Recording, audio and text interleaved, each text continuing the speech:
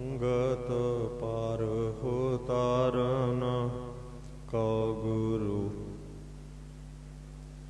ਨਾਨਕ ਸਾਹਿਬ ਪੰਥ ਚਲਾਇਓ।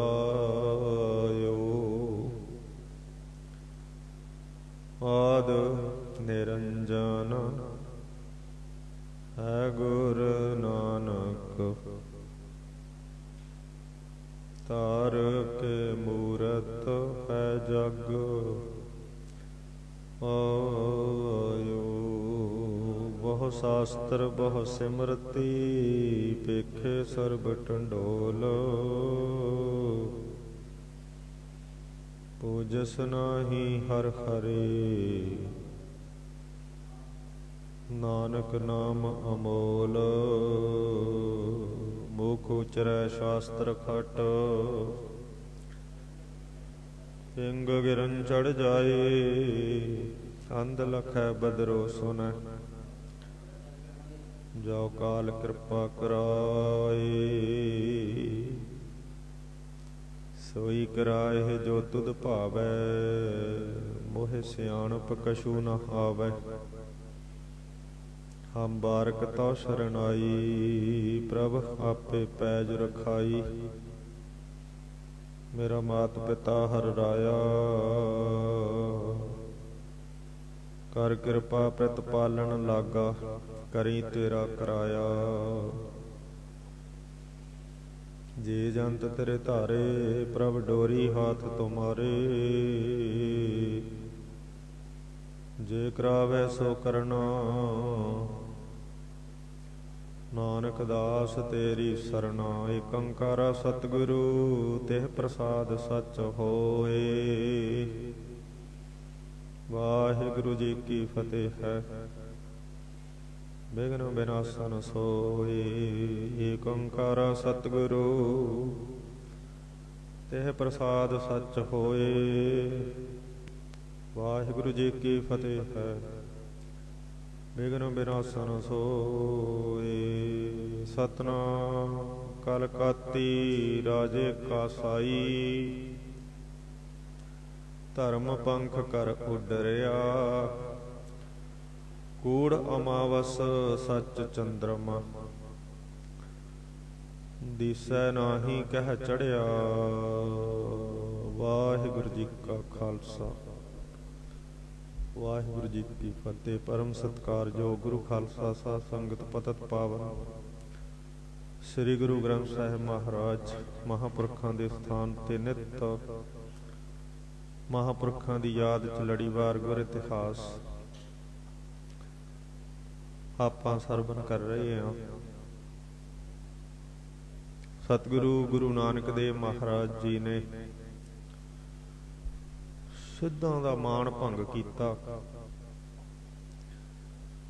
ਗੋਰਖਨਾਥ ਵਰਗੇ ਸਤਿਗੁਰੂ ਸੱਚੇ ਪਾਤਸ਼ਾਹ ਮਹਾਰਾਜ ਜੀ ਨੂੰ ਫਿਰ ਮਾਣ ਗਵਾ ਕੇ ਮੱਥੇ ਟੇਕਣ ਲੱਗੇ। ਭੰਗਰਨਾਥ ਵਰਗੇ ਜਿਹੜੇ ਬੜੇ ਮਾਨੀ ਸਨ ਇਹਨਾਂ ਨੂੰ ਵੀ ਮਹਾਰਾਜ ਸੱਚੇ ਪਾਤਸ਼ਾਹ ਜੀ ਨੇ ਸਿੱਖਿਆ ਦੇਣਾ ਕੀਤੀ ਕਿ ਭਾਈ ਤੁਸੀਂ ਜਿਹੜਾ ਸ਼ਕਤੀਆਂ ਦੇ ਨਾਲ ਰਿੱਧੀਆਂ ਸਿੱਧੀਆਂ ਦੇ ਨਾਲ ਇਹ ਪਖੰਡ ਕਰਮ ਕਰਦੇ ਹੋ, ਮਾਣ ਵਧਾਉਣ ਦੀ ਖਾਤਰ ਸਾਰੇ ਕਰਮ ਜਿਹੜੇ ਕਰਦੇ ਹੋ, ਫਿਰ ਤੁਹਾਡਾ ਜੋਗ ਧਾਰੇ ਦਾ ਕੀ ਫਾਇਦਾ, ਤੁਹਾਡਾ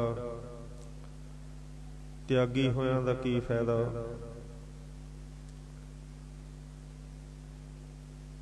ਇਸ ਤਰ੍ਹਾਂ ਸਤਿਗੁਰੂ ਸੱਚੇ ਪਾਤਸ਼ਾਹ ਮਹਾਰਾਜ ਜੀ ਨੇ ਇਹਨਾਂ ਨੂੰ ਵਰਜਿਆ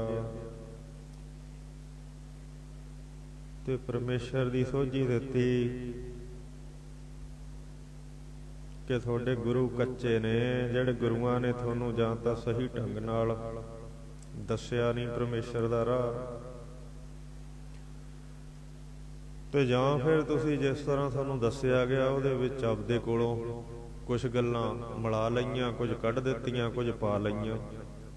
ਇਸ ਤਰ੍ਹਾਂ ਵੀ ਕੋਈ ਇਹਦੇ ਵਿੱਚ ਗੱਲ ਹੋਈ ਜ਼ਰੂਰ ਹੈ।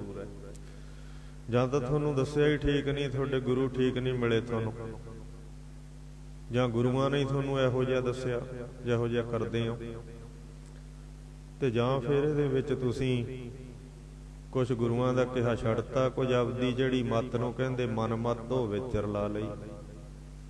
ਵੀ ਇੱਕ ਕਾਰਨ ਜ਼ਰੂਰ ਹੈ ਜਿਹੜਾ ਤੁਸੀਂ ਰਾਹ ਨੂੰ ਛੱਡ ਕੇ ਕਰਾਹੇ ਪਏ ਹੋ, ਤੇ ਉਸ ਕਰਾਹ ਦਾ ਜਿਹੜਾ ਹੈ ਦੁੱਖ ਰੋਜ਼ਾਨਾ ਭੋਗ ਰਹੇ ਹੋ, ਐਡੇ ਰਿੱਧ ਸਿੱਧ ਹੋ ਕੇ ਵੀ,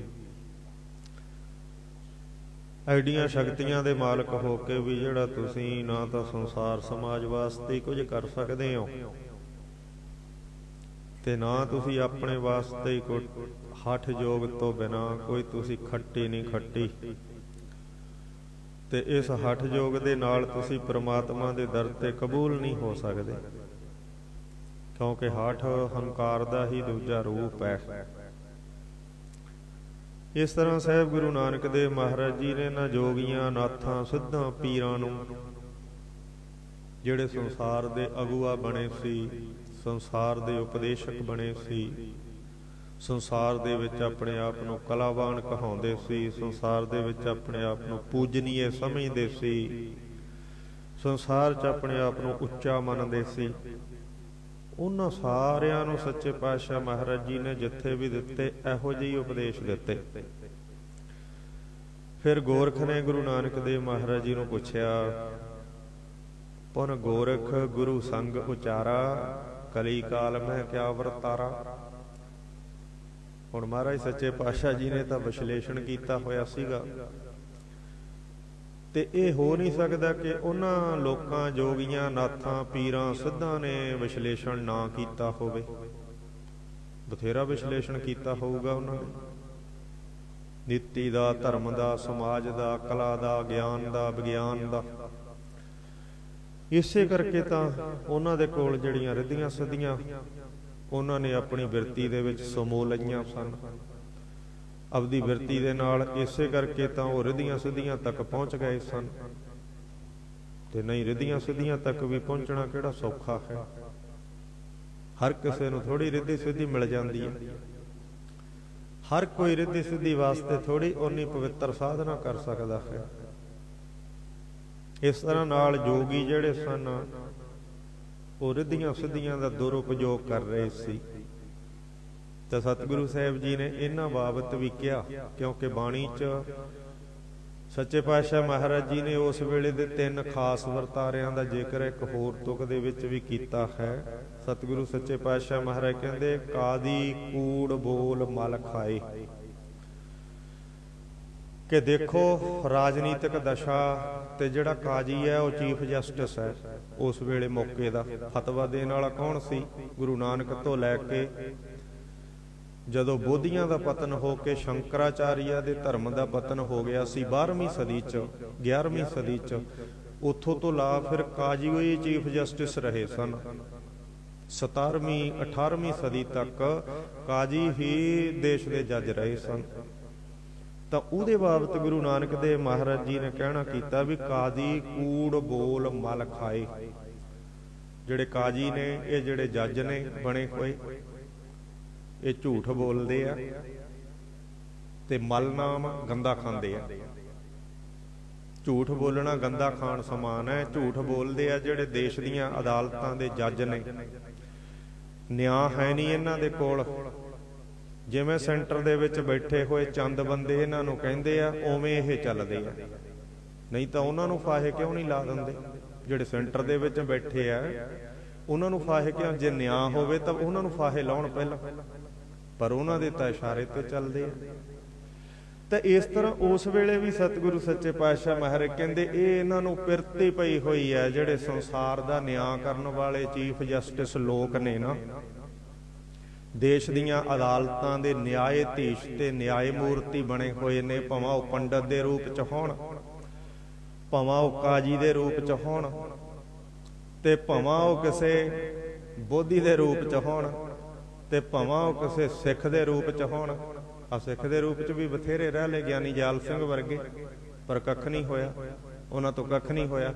ਉਹ ਰੂਪ ਹੀ ਉਹਨਾਂ ਦਾ ਬਾਹਰਲਾ ਉਹੋ ਜਿਹਾ ਹੈ। ਪਰ ਉਸ ਰੂਪ ਦੇ ਵਿੱਚ ਉਹਨਾਂ ਤੋਂ ਨਾ ਤਾਂ ਕਾਜੀ ਤੋਂ ਕਾਜੀ ਵਾਲੀ ਕਰਨੀ ਹੋ ਰਹੀ ਹੈ। ਵੀ ਕਾਜੀ ਦਾ ਕੀ ਕੰਮ ਹੈ? ਕਾਜੀ ਦਾ ਕੰਮ ਹੈ ਨਿਆਂ ਕਰੇ।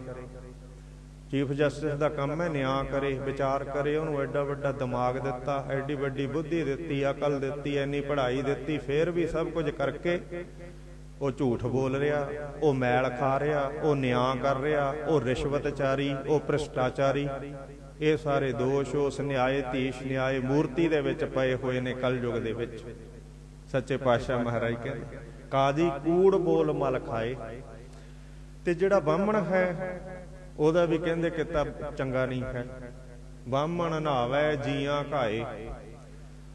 ਬਾਹਮਣ ਦਾ ਜਿਹੜਾ ਗਲਬਾ ਹੈ, ਕਾਜੀ ਦਾ ਗਲਬਾ ਤਾਂ ਹੈ ਕਹਿੰਦੇ ਰਾਜਨੀਤਿਕ ਗਲਿਆਰਿਆਂ ਦੇ ਵਿੱਚ, ਸੱਤਾ ਦੇ ਵਿੱਚ। ਕਾਜੀ ਤੇ ਸੱਤਾ ਮਿਲੀ ਹੋਈ ਹੈ। ਤੇ ਜਿਹੜਾ ਬਾਹਮਣ ਹੈ ਉਸ ਨੇ ਧਾਰਮਿਕ ਕਰਮਕਾਂਡ ਤੇ ਆਪਦੇ ਸਮਾਜ ਦੀ ਬਹੁ ਗਿਣਤੀ ਦੇ ਉੱਪਰ ਆਪਣਾ ਗਲਬਾ ਅਗਲੇ ਲੋਕ ਦੀ ਮੁਕਤੀ ਦਾ ਝਲਕਾਰਾ ਦਿਖਾ ਕੇ ਪਾਇਆ ਹੋਇਆ ਹੈ। ਤੇ ਇਸ ਦੇ ਆਸਰੇ ਨਾਲ ਉਹ ਆਪਦੀਆਂ ਸਾਰੀਆਂ ਕਰਨੀਆਂ ਛੱਡ ਬੈਠਾ। ਨਾ ਤਾਂ ਨਾਂ ਜਪਦਾ ਹੈ, ਨਾ ਸ਼ਰਧਾ ਰੱਖਦਾ ਹੈ, ਨਾ ਪ੍ਰੇਮ ਹੈ, ਨਾ ਸੁੱਚਤਾ ਹੈ। ਦਿਖਾਵੇ ਦੇ ਕਰਮ ਨੇ ਉੱਪਰੋਂ। ਉਹ ਜਿਹੜੇ ਦਿਖਾਵੇ ਦੇ ਕਰਮਾਂ ਦੇ ਨਾਲ ਜੀਵਾਂ ਨੂੰ ਲੁੱਟ ਕਰਕੇ, ਮਨ ਮਰਜ਼ੀ ਦਾ ਉਹਨਾਂ ਤੋਂ ਵਸੂਲ ਕਰਕੇ, ਮਨ ਮਰਜ਼ੀ ਦੀ ਪੱਤਰੀ ਵਾਚ ਕੇ, ਮਨ ਮਰਜ਼ੀ ਦਾ ਟੇਵਾ ਦੱਸ ਕੇ, ਮਨ ਮਰਜ਼ੀ, ਕਿਉਂਕਿ ਸਾਰੇ ਤਾਂ ਪੁੱਛਣ ਵਾਲੇ ਜੋਤਿਸ਼ ਨਹੀਂ ਹਨ। ਸਾਰੇ ਤਾਂ ਜੇ ਸਾਰਿਆਂ ਨੂੰ ਪਤਾ ਹੁੰਦਾ ਹੋਵੇ ਫਿਰ ਉਹਦੇ ਕੋਲ ਕਿਉਂ ਜਾਣ? ਜੇ ਸਾਰਿਆਂ ਨੂੰ ਪਾਠ ਆਉਂਦਾ ਹੋਵੇ ਤਾਂ ਫਿਰ ਉਹਦੇ ਕੋਲ ਕਿਉਂ ਜਾਣ ਪੁੱਛਣ ਵਾਸਤੇ? ਵੀ ਤੂੰ ਬਾਬਾ ਕੋਈ ਸਾਨੂੰ ਤਰੀਕ ਦੇ, ਕੋਈ ਕੱਢ, ਕੋਈ ਦੇਖ। ਜੇ ਉਹਨਾਂ ਸਾਰੇ ਆਪ ਹੱਲ ਆਪਦਾ ਕਰਨ ਜਾ ਲੈਂਦੇ ਹੋਣ। ਪਰ ਵਿਰਲੇ ਨੇ ਜਿਹੜੇ ਆਪਦਾ ਹੱਲ ਆਪ, ਜਿਨ੍ਹਾਂ ਨੂੰ ਸੱਚਾਈ ਦਾ ਪਤਾ, ਪਰ ਸੰਸਾਰ 'ਚ ਸੱਚਾਈ ਦਾ ਪਤਾ ਨਹੀਂ ਹੈ। ਉਹ ਇਸ ਕਰਕੇ ਉਹਨੂੰ ਉੱਥੇ ਜਾਣਾ ਪੈਂਦਾ। ਭੁੱਲੇ ਭਟਕੇ ਮਨੁੱਖ ਨੂੰ ਪੰਡਤ ਕੋਲ, ਗਿਆਨੀ ਕੋਲ, ਕਾਜੀ ਕੋਲ, ਮੌਲਵੀ ਕੋਲ। ਪਰ ਜੇ ਉਹਨਾਂ ਦੇ ਸੱਚਾਈ ਹੈ ਮਨ 'ਚ, ਜਾਣਾ ਵੀ ਚਾਹੀਦਾ। ਆਪ ਤੋਂ ਵੱਡੇ ਦਾ ਆਦਰ ਕਰਕੇ ਸਿੱਖਣਾ ਵੀ ਚਾਹੀਦਾ। ਪਰ ਸੱਚੇ ਪਾਤਸ਼ਾਹ ਕਹਿੰਦੇ ਮੌਕੇ ਦੇ ਸਮੇਂ ਦੇ ਅਨੁਸਾਰ ਇਹਨਾਂ ਦਾ ਕਿਰਦਾਰ ਪਤਨ ਹੋ ਗਿਆ। ਜਿਹੜਾ ਕਾਜੀ ਚੀਫ ਜਸਟਿਸ ਹੈ ਉਹ ਵੀ ਆਪਦੇ ਕਿਰਦਾਰ ਤੋਂ ਗਿਰ ਗਿਆ। ਜਿਹੜਾ ਰੋਲ ਉਹਨੂੰ ਅਦਾ ਕਰਨਾ ਚਾਹੀਦਾ ਉਹ ਰੋਲ ਉਹ ਦੇਸ਼ ਦੇ ਵਿੱਚ ਅਦਾ ਨਹੀਂ ਕਰ ਰਿਹਾ। ਗੋਰਖ ਨੇ ਪੁੱਛਿਆ ਨਾ ਵਰਤਾਰਾ ਦੱਸੋ। ਤੇ ਜਿਹੜਾ ਹੈ ਬਾਹਮਣ ਉਹ ਵੀ ਕਹਿੰਦੇ ਇਸ ਤਰ੍ਹਾਂ ਧਾਰਮਿਕ ਰਹੁ ਰੀਤਾਂ ਦੇ ਕਿਰਿਆ ਕਰਮ ਨੂੰ ਖਿਲਾਰ ਕਰਕੇ ਇੱਕ ਵੱਡੀ ਆਪਣੇ ਪੱਖ ਦੀ ਵਸੋਂ ਦੇ ਉੱਪਰ ਗਲਬਾ ਪਾਈ ਰੱਖਣਾ ਚਾਹੁੰਦਾ ਹੈ। ਤੇ ਇਸ ਕਰਕੇ ਉਹ ਜਿਹੜਾ ਹੈ ਵਾਰ-ਵਾਰ ਗੰਗਾ ਆਦਿ ਨਦੀਆਂ ਤੇ ਜਾ ਕੇ ਨਹਾਉਂਦਾ ਹੈ, ਲੋਕਾਂ ਦੀ ਲੁੱਟ ਕਰਦਾ ਹੈ। ਮਹਾਰਾਜ ਸੱਚੇ ਪਾਤਸ਼ਾਹ ਕਹਿੰਦੇ, ਮੈਂ ਨਹੀਂ ਕਹਿੰਦਾ, ਬਾਹਮਣ ਨਹਾਵੇ ਜੀਆਂ ਘਾਏ। ਬਾਰ-ਬਾਰ ਤਜਾਰਤੀ ਬਿਰਤੀ ਦੁਆਰਾ, ਵਪਾਰਕ ਸਿਸਟਮ ਦੁਆਰਾ ਉਹ ਜੀਵਾਂ ਦੀ ਲੁੱਟ ਕਰਦਾ ਹੈ। ਮਹਾਰਾਜ ਜੀ ਕਹਿੰਦੇ ਜਿਹੜਾ ਛਾਤਰ ਦਿਮਾਗ, ਬਾਹਮਣ ਦਿਮਾਗ ਬਿਰਤੀ ਹੈ। ਤੇ ਕਹਿੰਦੇ ਫਿਰ ਉਹ ਵਾਰ-ਵਾਰ ਜਾ ਕਰਕੇ ਬਾਹਮਣ ਨਹਾਵੇ ਜੀਆਂ ਘਾਏ, ਜੀਆਂ ਨੂੰ ਖਾਂਦਾ ਹੈ ਤੇ ਜੀਆਂ ਨੂੰ ਜਿਹੜਾ ਲੁੱਟਦਾ ਹੈ। ਤੇ ਇਹ ਜਿਹੜੀ ਛੁਰੀ ਚਲਾਉਣ ਸਮਾਨ ਹੱਕ ਪਰਾਇਆ ਨਾਨਕਾ ਉਸ ਸੂਰ ਉਸ ਗਾਏ। ਭਾਵੇਂ ਵਪਾਰ 'ਚ ਹੈ, ਭਾਵੇਂ ਦੂਜੇ ਦਾ ਹੱਕ ਜਿਹੜਾ ਖਾ ਕੇ ਉਸ ਵਾਸਤੇ ਛੁਰੀ ਚਲਾਉਣੀ, ਕਹਿੰਦੇ ਇਹ ਪਾਪ ਹੈ, ਸਭ ਤੋਂ ਵੱਡਾ ਉਪਦਰਵ। ਗੁਰੂ ਨਾਨਕ ਦੇਵ ਮਹਾਰਾਜ ਸੱਚੇ ਪਾਤਸ਼ਾਹ ਕਹਿੰਦੇ ਐਸੀ ਇਹਦੀ ਦਸ਼ਾ, ਇਹਦਾ ਵੀ ਪਤਨ ਹੋ ਗਿਆ। ਤੇ ਫੇਰ ਕਹਿੰਦੇ ਜੋਗੀ ਜੁਗਤ ਨਾ ਜਾਣੈ ਅੰਧ, ਤਿੰਨੇ ਉਜਾੜੇ ਕਾ ਬੰਦ। ਕਾਜੀ ਦਾ ਐ ਪਤਨ ਹੋਇਆ, ਬਾਹਮਣ ਦਾ ਐ ਪਤਨ ਹੋਇਆ, ਸਮਾਜ ਦਾ ਐ ਪਤਨ ਹੋਇਆ। ਤੇ ਸੱਚੇ ਪਾਤਸ਼ਾਹ ਮਹਾਰਾਜ ਕਹਿੰਦੇ ਜਿਹੜਾ ਜੋਗ ਪੰਥ ਹੈ ਜੋਗੀ, ਤੇ ਜੋਗੀਆਂ ਦਾ ਵੀ ਜੋਗੀ ਜੁਗਤ ਨਾ ਜਾਣੈ ਅੰਧ। ਇਹ ਤਾਂ ਅੰਨਿਆਂ ਵਰਗੇ ਕਹਿੰਦੇ ਇਹਨਾਂ ਨੇ ਜੋਗ ਦੀ ਜੁਗਤ ਤਰਤੀਬ ਤਰੀਕੇ ਨੂੰ ਜਾਣਿਆ ਹੀ ਨਹੀਂ ਹੈ।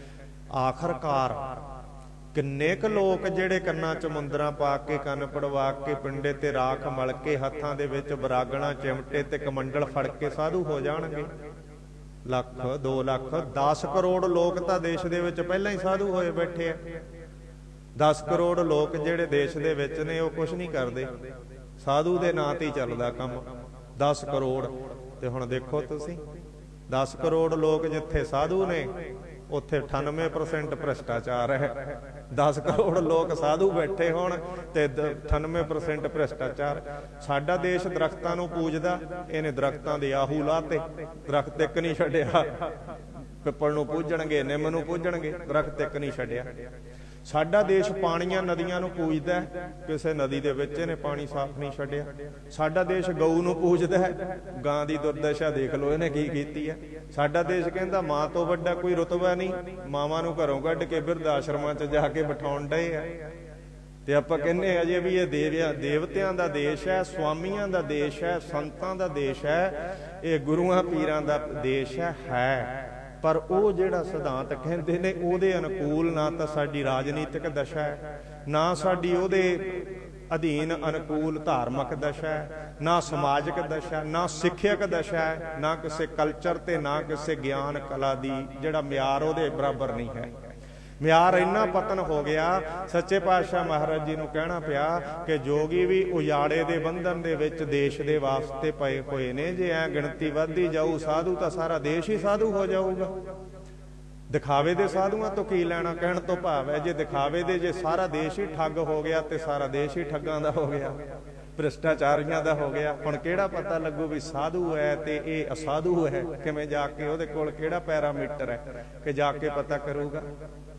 ਇਸ ਤਰ੍ਹਾਂ ਸੱਚੇ ਪਾਤਸ਼ਾਹ ਮਹਾਰਾਜ ਜੀ ਨੇ ਇੱਥੇ ਵੀ ਕਹਿਣਾ ਕੀਤਾ ਕਿ ਉਹ ਜੁਗਤ ਨਹੀਂ ਪਾਈ। ਤਾਂ ਸਤਿਗੁਰੂ ਸੱਚੇ ਪਾਤਸ਼ਾਹ ਮਹਾਰਾਜ ਜੀ ਨੇ ਇਹ ਦੱਸਣਾ ਕੀਤਾ ਕਿ ਸੱਚ ਹੈ ਜਿਹੜਾ ਉਹ ਕਿਤੇ ਲੱਭਦਾ ਨਹੀਂ ਹੈ, ਨਿਆਂ ਕਿਤੇ ਪ੍ਰਾਪਤ ਨਹੀਂ ਹੁੰਦਾ ਹੈ। ਕੂੜ ਦਾ ਵਰਤਾਰਾ ਜਿਹੜਾ ਕੂੜ ਚਾਰੇ ਪਾਸੇ ਜਿਹੜਾ ਫੈਲਿਆ ਹੋਇਆ ਹੈ, ਤੇ ਕੂੜ ਨੂੰ ਸਤਿਗੁਰੂ ਸੱਚੇ ਪਾਤਸ਼ਾਹ ਮਹਾਰਾਜ ਜੀ ਦੂਰ ਕਰਨ ਵਾਸਤੇ ਆਏ ਆ। ਕੂੜ ਨੂੰ, ਹਨੇਰੇ ਨੂੰ ਜਿਹੜਾ ਦੂਰ, ਸੂਰਜ ਹੈ ਜਿਹੜਾ ਉਹ ਹਨੇਰੇ ਨੂੰ ਦੂਰ ਕਰਦਾ ਹੈ। ਤੇ ਹਨੇਰੇ ਦੇ ਕਾਰਨ ਸਾਧ ਸੰਗਤ ਜੀ, ਜੇ ਕਿਸੇ ਦਰਖਤ ਦੇ ਥੱਲੇ ਬੀ ਬੀਜਿਆ ਹੋਵੇ ਤਾਂ ਤੁਸੀਂ ਸਿਆਣੇ ਹੋ ਵੀ ਉਹ ਬੀ ਹੋ ਸਕਦਾ? ਆਪਾਂ ਛਾਂ ਦੇ ਵਿੱਚ ਕਣਕ ਬੀਜ ਦਈਏ, ਝੋਨਾ ਬੀਜ ਦਈਏ, ਬੋਹੜ ਲੱਗਿਆ ਹੋਵੇ ਉਹਦੇ ਥੱਲੇ ਹੋਰ ਦਰਖਤ ਬੂਟਾ ਬੀਜੀਏ ਉਹਦੀ ਛਾਂ ਦੇ ਦਾਇਰੇ ਦੇ ਵਿੱਚ, ਤਾਂ ਦੱਸੋ ਹੁਣ ਉਹ ਕਿੰਨਾ ਕੁ ਪ੍ਰਫੁੱਲਤ ਹੋ ਸਕਦਾ? ਪਹਿਲਾਂ ਤਾਂ ਹੋਣਾ ਹੀ ਨਹੀਂ, ਹੋ ਹੀ ਨਹੀਂ ਸਕਦਾ। ਜੇ ਹੋ ਵੀ ਗਿਆ ਤਾਂ ਬਹੁਤ ਜ਼ਿਆਦਾ ਸਮੇਂ ਬਾਅਦ ਵੀ ਉਹਨੂੰ ਲਕਵੇ ਨੇ ਮਾਰਿਆ ਰਹਿਣਾ, ਲਕਵਾ ਹੋ ਜਾਣਾ। ਉਹਦੇ ਬਰਾਬਰ ਤੇ ਮੁਕਾਬਲੇ ਤਰੱਕੀ ਨਹੀਂ। ਉਹਨੂੰ ਉਹਦੇ ਵਾਸਤੇ ਆਪਦੀ ਧਰਤੀ ਚਾਹੀਦੀ ਹੈ, ਆਪਦਾ ਧੁੱਪ ਪਾਣੀ ਪ੍ਰਕਾਸ਼ ਚਾਹੀਦਾ, ਆਪਦਾ ਪਾਣੀ ਚਾਹੀਦਾ। ਕਿਸੇ ਦੀ ਮੁਤਾਜਗੀ ਦਾ ਧੁੱਪ ਪਾਣੀ ਪ੍ਰਕਾਸ਼ ਉਹਨੂੰ ਮਿਲੂਗਾ ਤਾਂ ਉਹ ਕੈਦ ਹੈ, ਉਹ ਪ੍ਰਫੁੱਲਤ। ਤੇ ਇਨਸਾਨ ਕਿਵੇਂ ਦੂਜੇ ਦੇ ਗਲਬੇ ਦੇ ਵਿੱਚ, ਕੌਮ ਕਿਵੇਂ ਦੂਜੀ ਕੌਮ ਦੇ ਗਲਬੇ ਦੇ ਵਿੱਚ ਪ੍ਰਫੁੱਲਤ ਹੋ ਜਾਊਗੀ? ਇੱਕ ਕੌਮ ਵੱਡੀ ਕਰੋੜਾਂ 'ਚ ਗਿਣਤੀ ਉਹਦਾ ਰਾਜ ਹੈ, ਉਹਦੇ ਕੋਲ 25 ਲੱਖ ਫੌਜ ਹੈ। ਇੱਕ ਕੌਮ ਜਿਹੜੀ ਹੋਮਲੈਸ, ਬ੍ਰੇਨਲੈਸ, ਸਟੇਟਲੈਸ, ਕਾਨੂੰਨਲੈਸ, ਤੇ ਉਹਦੇ ਮੁਕਾਬਲੇ ਤੇ ਉਹਦੇ ਗਲਬੇ ਦੇ ਵਿੱਚ, ਛਾਂ ਦੇ ਵਿੱਚ ਕਿਸ ਪ੍ਰਕਾਰ ਨਾਲ ਜਿਹੜੀ ਤਰੱਕੀ ਕਰ ਸਕਦੀ ਹੈ? ਉਹਨੂੰ ਆਪਦਾ ਪਾਣੀ ਚਾਹੀਦਾ, ਆਪਦਾ ਪ੍ਰਕਾਸ਼ ਚਾਹੀਦਾ। ਤਾਂ ਜਿਹੜੇ ਬੀਜ ਨੂੰ ਪ੍ਰਕਾਸ਼, ਪਾਣੀ ਤੇ ਧਰਤੀ ਆਪਦੀ ਨਹੀਂ ਮਿਲਦੀ, ਉਹ ਦੂਜੇ ਬੀਜ ਦੇ ਮੁਕਾਬਲੇ ਦੇ ਵਿੱਚ ਉਹਨਾਂ ਜਿਹੜਾ ਪ੍ਰਾਪਤੀ ਨਹੀਂ ਕਰ ਪਾਉਂਦਾ, ਉਹਨੇ ਗੁਣਾ ਵੱਧ ਨਹੀਂ ਵੱਧ ਪਾਉਂਦਾ। ਇਸੇ ਤਰ੍ਹਾਂ ਹੀ ਜਿਹੜੀ ਕੌਮ ਆਪਦੇ ਗੁਰੂ ਤੇ ਆਪਦੇ ਇਸ਼ਟ, ਆਪਦੇ ਧਰਮ ਗ੍ਰੰਥ, ਆਪਦੇ ਨਿਯਮ, ਇਹ ਧਰਤੀ ਹਵਾ ਪਾਣੀ ਤੋਂ ਵਾਂਝੀ ਹੈ ਜਾਂ ਇਸ ਤੋਂ ਟੁੱਟੀ ਦੂਜੇ ਦੇ ਗਲਬੇ ਦੇ ਵਿੱਚ ਹੈ, ਉਹ ਕਦੇ ਤਰੱਕੀ ਨਹੀਂ ਕਰਦੀ, ਉਹ ਕਦੇ ਤਰੱਕੀ ਨਹੀਂ ਕਰਦੀ। ਕਿਉਂਕਿ ਛਾਂ ਦੇ ਵਿੱਚ ਉਹਨੂੰ ਪ੍ਰਕਾਸ਼ ਨਹੀਂ ਮਿਲ ਰਿਹਾ, ਦੂਜੇ ਦੀ ਛਾਂ ਦੇ ਵਿੱਚ ਦੂਜੇ ਦੇ ਸਿਧਾਂਤ, ਦੂਜੇ ਦੀਆਂ ਰਹੁ ਰੀਤਾਂ, ਦੂਜੇ ਦੇ ਵਿਚਾਰ, ਦੂਜੇ ਦੀਆਂ ਗੱਲਾਂ, ਦੂਜੇ ਦੀਆਂ ਕਹਾਣੀਆਂ, ਦੂਜੇ ਦੀਆਂ ਰਿਸ਼ਤੇਦਾਰੀਆਂ, ਆਪਦਾ ਤਾਂ ਕੁਛ ਰਿਹਾ ਹੀ ਨਾ। ਉਹ ਕਿਵੇਂ ਦੂਜੀ ਕੌਮ ਇੱਕ ਆਪਦਾ ਨਵਾਂ ਪੱਖ ਰੱਖ ਸਕਦੀ ਹੈ? ਪਰ ਉਹ ਪੱਖ ਨੂੰ ਰੱਖਣ ਵਾਸਤੇ ਆਪਦਾ ਪ੍ਰਕਾਸ਼, ਸਤਿਗੁਰੂ ਸਾਹਿਬ ਜੀ ਆਪਦਾ ਪ੍ਰਕਾਸ਼, ਜਿਹੜਾ ਸੂਰਜ ਜਦੋਂ ਪ੍ਰਕਾਸ਼ ਦਿੰਦਾ, ਜਿਹੜੇ ਦੂਜਿਆਂ ਦੀ ਛਾਂ ਦੇ ਵਿੱਚੋਂ ਨਿਕਲ ਕਰਕੇ ਉਸ ਦੇ ਪ੍ਰਕਾਸ਼ ਨੂੰ ਪ੍ਰਾਪਤ ਕਰਦੇ ਆ, ਉਹ 10 ਗੁਣਾ ਵੱਧ ਪ੍ਰਾਪਤੀ ਤਰੱਕੀ ਕਰ ਲੈਂਦੇ ਆ। ਜਿਹੜੇ ਦੂਜੇ ਖਿਆਲਾਂ ਦੇ ਅਧੀਨ ਹੀ, ਦੂਜੇ ਵਿਚਾਰਾਂ ਦੀ ਛਾਂ ਦੇ ਅਧੀਨ ਹੀ ਆਪਦੀ ਮਨੋਪ੍ਰਤੀ ਤੋਂ ਉਸ ਛਾਂ ਨੂੰ ਨਹੀਂ ਲਾਹ ਪਾਉਂਦੇ ਜ਼ਿੰਦਗੀ ਦੇ ਵਿੱਚ, ਉਹਨਾਂ ਨੂੰ ਫਿਰ ਹੋਰ ਜਨਮ, ਹੋਰ ਜਨਮ, ਹੋਰ ਜਨਮ, ਉਹਨਾਂ ਟਾਈਮ ਵੱਧ ਜਮਾਤ ਨੂੰ ਚੜ੍ਹਨ ਵਾਸਤੇ ਉਹਨਾਂ ਨੂੰ ਟਾਈਮ ਉਹਨਾਂ ਵੱਧ ਲੱਗਦਾ। ਜਿੰਨਾ ਉਹ ਛੇਤੀ ਇਸ ਛਾਂ ਦੇ ਵਿੱਚੋਂ, ਬਾਕੀ ਖਿਆਲਾਂ ਦੀ ਛਾਂ ਚੋਂ ਨਿਕਲ ਕੇ ਏਕਾਵਾਦੀ ਨਿਰੋਲ ਸੱਚੇ ਪਾਤਸ਼ਾਹ ਮਹਾਰਾਜ ਜੀ ਦੀ ਵਿਚਾਰ ਦੀ ਛਤਰੀ ਦੇ ਥੱਲੇ ਆ ਜਾਂਦੇ ਆ, ਤਾਂ ਉਸ ਵੇਲੇ ਉਹਦਾ ਟਾਈਮ ਹੈ ਜਿਹੜਾ ਜਿੱਥੇ 100 ਸਾਲ ਲੱਗਣਾ ਉਹ 10 ਸਾਲ ਹੀ ਰਹਿ ਜਾਂਦਾ ਹੈ। ਪਰ ਕਈ ਡਰ ਜਾਂਦੇ ਆ, ਕਹਿੰਦੇ ਸਾਡੀ ਤਾਂ 90 ਸਾਲ ਉਮਰ ਘਟਾਤੀ, ਕਹਿੰਦੇ ਅਸੀਂ ਤਾਂ ਕਹਿੰਦੇ 90 ਸਾਲ 'ਚ ਹੀ ਜਾਵਾਂਗੇ, ਹੌਲੀ ਹੌਲੀ ਗਿੱਟੇ ਰਗੜਦੇ। ਅਸੀਂ ਤਾਂ ਕਹਿੰਦੇ ਸਾਡੀ 90 ਸਾਲ ਉਮਰ ਘਟਾਤੀ, 10 ਸਾਲ ਅਸੀਂ ਨਹੀਂ ਕਰਦੇ। ਕਹਿੰਦੇ ਸੱਚ ਵਾਲਾ ਤਾਂ ਹੀ ਬਾਹਲੀ ਦੁਨੀਆ ਸੱਚ ਵਾਲਾ ਪਾਸਾ ਨਹੀਂ ਕਰਦੀ। ਉਹਨੂੰ ਪਤਾ ਵੀ ਇਹਦੇ ਵਿੱਚ ਉਮਰ ਜਿਹੜੀ ਘੱਟ ਹੁੰਦੀ ਆ ਤੇ ਕੰਮ ਉਹ ਫਿਰ ਨਾ ਰੱਖਣ ਤੋਂ, ਤੁਸੀਂ ਕਹਿੰਦੇ ਉਮਰ ਵੀ ਵੱਡੀ ਰੱਖੀਏ, ਨਾ ਵੀ ਦੁਨੀਆ ਤੇ ਵੱਡਾ ਰਹੇ, ਦੋਵੇਂ ਚੀਜ਼ਾਂ ਥੋੜੀ ਹੁੰਦੀਆਂ। ਲక్ష్ਮੀ ਤੇ ਵਿਦਿਆ ਇੱਕ ਸਮਾਨ ਇਕੱਠੀਆਂ ਥੋੜੀ ਹੁੰਦੀਆਂ। ਤਾਂ ਇਸ ਤਰ੍ਹਾਂ ਸੰਸਾਰ ਦੀ ਬਿਰਤੀ ਹੈ। ਸੱਚੇ ਪਾਤਸ਼ਾਹ ਮਹਾਰਾਜ ਚਾਨਣ ਕਰਕੇ ਉਸ ਨੂੰ ਜਿਹੜਾ ਸਾਰੇ ਹਨੇਰੇ ਨੂੰ ਛਾਂ ਨੂੰ ਦੂਰ ਕਰਦੀ। ਇੱਕ ਮਹਾਰਾਜ ਜੀ ਨੇ ਇੱਥੇ ਪ੍ਰਮਾਣ ਦਿੱਤਾ ਜੋਗੀਆਂ ਨੂੰ ਦੱਸਦਿਆਂ ਹੋਇਆਂ, ਕਹਿੰਦੇ ਜਿਹੜਾ ਦਾਣਾ ਹੁੰਦਾ ਟੁੱਟਿਆ ਹੋਇਆ ਨਹੀਂ ਉੱਗਦਾ। ਇਸੇ ਤਰ੍ਹਾਂ ਜਿਹਦਾ ਨਿਸ਼ਚਾ ਪਰਪੱਕ ਨਹੀਂ ਹੈ, ਕਹਿਣ ਤੋਂ ਭਾਵ ਉਹ ਦਾਣਾ ਸਾਡੇ ਮਨ ਦਾ ਟੁੱਟਿਆ ਹੋਇਆ ਹੈ, ਉਹ ਨਹੀਂ ਪੁੰਗਰਦਾ। ਜਿੰਨਾ ਚਿਰ ਪੂਰਨ ਨਿਸ਼ਚੇ 'ਚ ਅਸੀਂ ਜੁੜ ਕੇ ਦਾਣੇ ਨੂੰ ਜੋੜ ਕੇ ਇੱਕ ਨਹੀਂ ਕਰਦੇ, ਦਾਣਾ ਉਦੋਂ ਹੀ ਪੁੰਗਰੂਗਾ ਜਦੋਂ ਉਹ ਦਾਲ ਦਾ ਪ੍ਰਮਾਣ ਦੇ ਦਿੱਤਾ ਵੀ ਦਾਲ ਜੇ 2 ਟੁਕੜੇ ਕਰ ਦਈਏ ਜਾਂ ਝੋਨੇ ਤੋਂ ਤੁਖ ਲਾ ਦਈਏ ਆਪਾਂ, ਤਾਂ ਚੌਲ ਕਦੇ ਤੁਸੀਂ ਦੇਖ ਲਓ ਤੁਖ ਲਾ ਕੇ ਚੌਲ ਨੂੰ ਪਾਣੀ 'ਚ ਮਿੱਟੀ 'ਚ ਉਹ ਨਹੀਂ ਉੱਗ ਨਹੀਂ ਸਕਦਾ, ਉਹ ਕੀੜਾ ਤਾਂ ਲੈ ਜਾਊ ਗਲ ਜਾਊ, ਪਰ ਉੱਤੇ ਤੁਖ ਹੋਣੀ ਜ਼ਰੂਰੀ ਹੈ।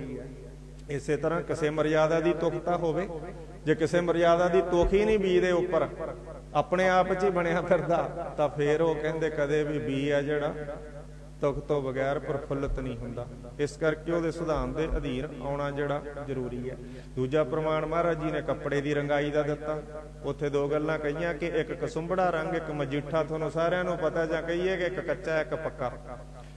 ਜਿਹੜਾ ਕੱਚਾ ਰੰਗ ਹੈ ਉਤਰ ਜਾਂਦਾ ਹੈ। ਆਪਾਂ ਬਹੁਤ ਵਾਰੀ ਕੱਪੜੇ ਆਪਾਂ ਲੈਣ ਜਾਂਦੇ ਆ, ਉਹ ਬਹੁਤ ਵਾਰੀ ਨਾ ਜੀ ਇਹ ਤਾਂ ਪੂਰਾ ਪੱਕਾ ਜੀ, ਅਸੀਂ ਇੱਥੇ ਬੈਠੇ ਆ ਜੀ, ਉਹ ਬਾਅਦ ਚ ਉਦੋਂ ਹੀ ਦੇਖੀਦਾ ਆ ਕੇ ਜਦੋਂ ਪਾਣੀ 'ਚ ਜਿਹੜਾ ਰੰਗ ਹੀ ਰੰਗ ਹੁੰਦਾ, ਜਦੋਂ ਆ ਕੇ ਪਾਣੀ 'ਚ ਪਾਈਦਾ ਪੱਗ ਨੂੰ ਕਿਸੇ ਚੀਜ਼ ਨੂੰ, ਉੱਥੇ ਰੰਗ ਹੀ। ਮੈਂ ਕਿਹਾ ਦੱਸ ਹੁਣ ਇਹਦੇ ਗਿੱਲਾ ਗਿੱਲਾ ਲੈ ਜਾਵਾਂ ਦੁਕਾਨ ਤੇ ਰੱਖਣ ਵਾਸਤੇ, ਵੀ ਭਾਈ ਦੱਸ ਹੁਣ ਕੀ ਕਰਾਂ ਇਹਦੇ ਵਿੱਚੋਂ।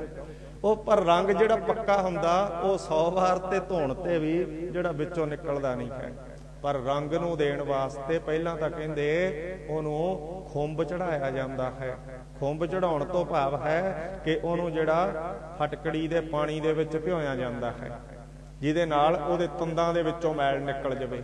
ਕਿਉਂਕਿ ਜੇ ਮੈਲ ਦੇ ਉੱਤੇ ਦੀ ਰੰਗ ਚੜ ਗਿਆ ਫਿਰ ਉਹ ਤਾਗੇ ਨੂੰ ਘੱਟ ਫੜ ਕੇ ਉਤਰਨ ਦਾ ਖਤਰਾ ਰਹਿੰਦਾ, ਉੱਥੇ ਡੱਬ ਪੈਣ ਦਾ ਖਤਰਾ ਰਹਿੰਦਾ ਹੈ।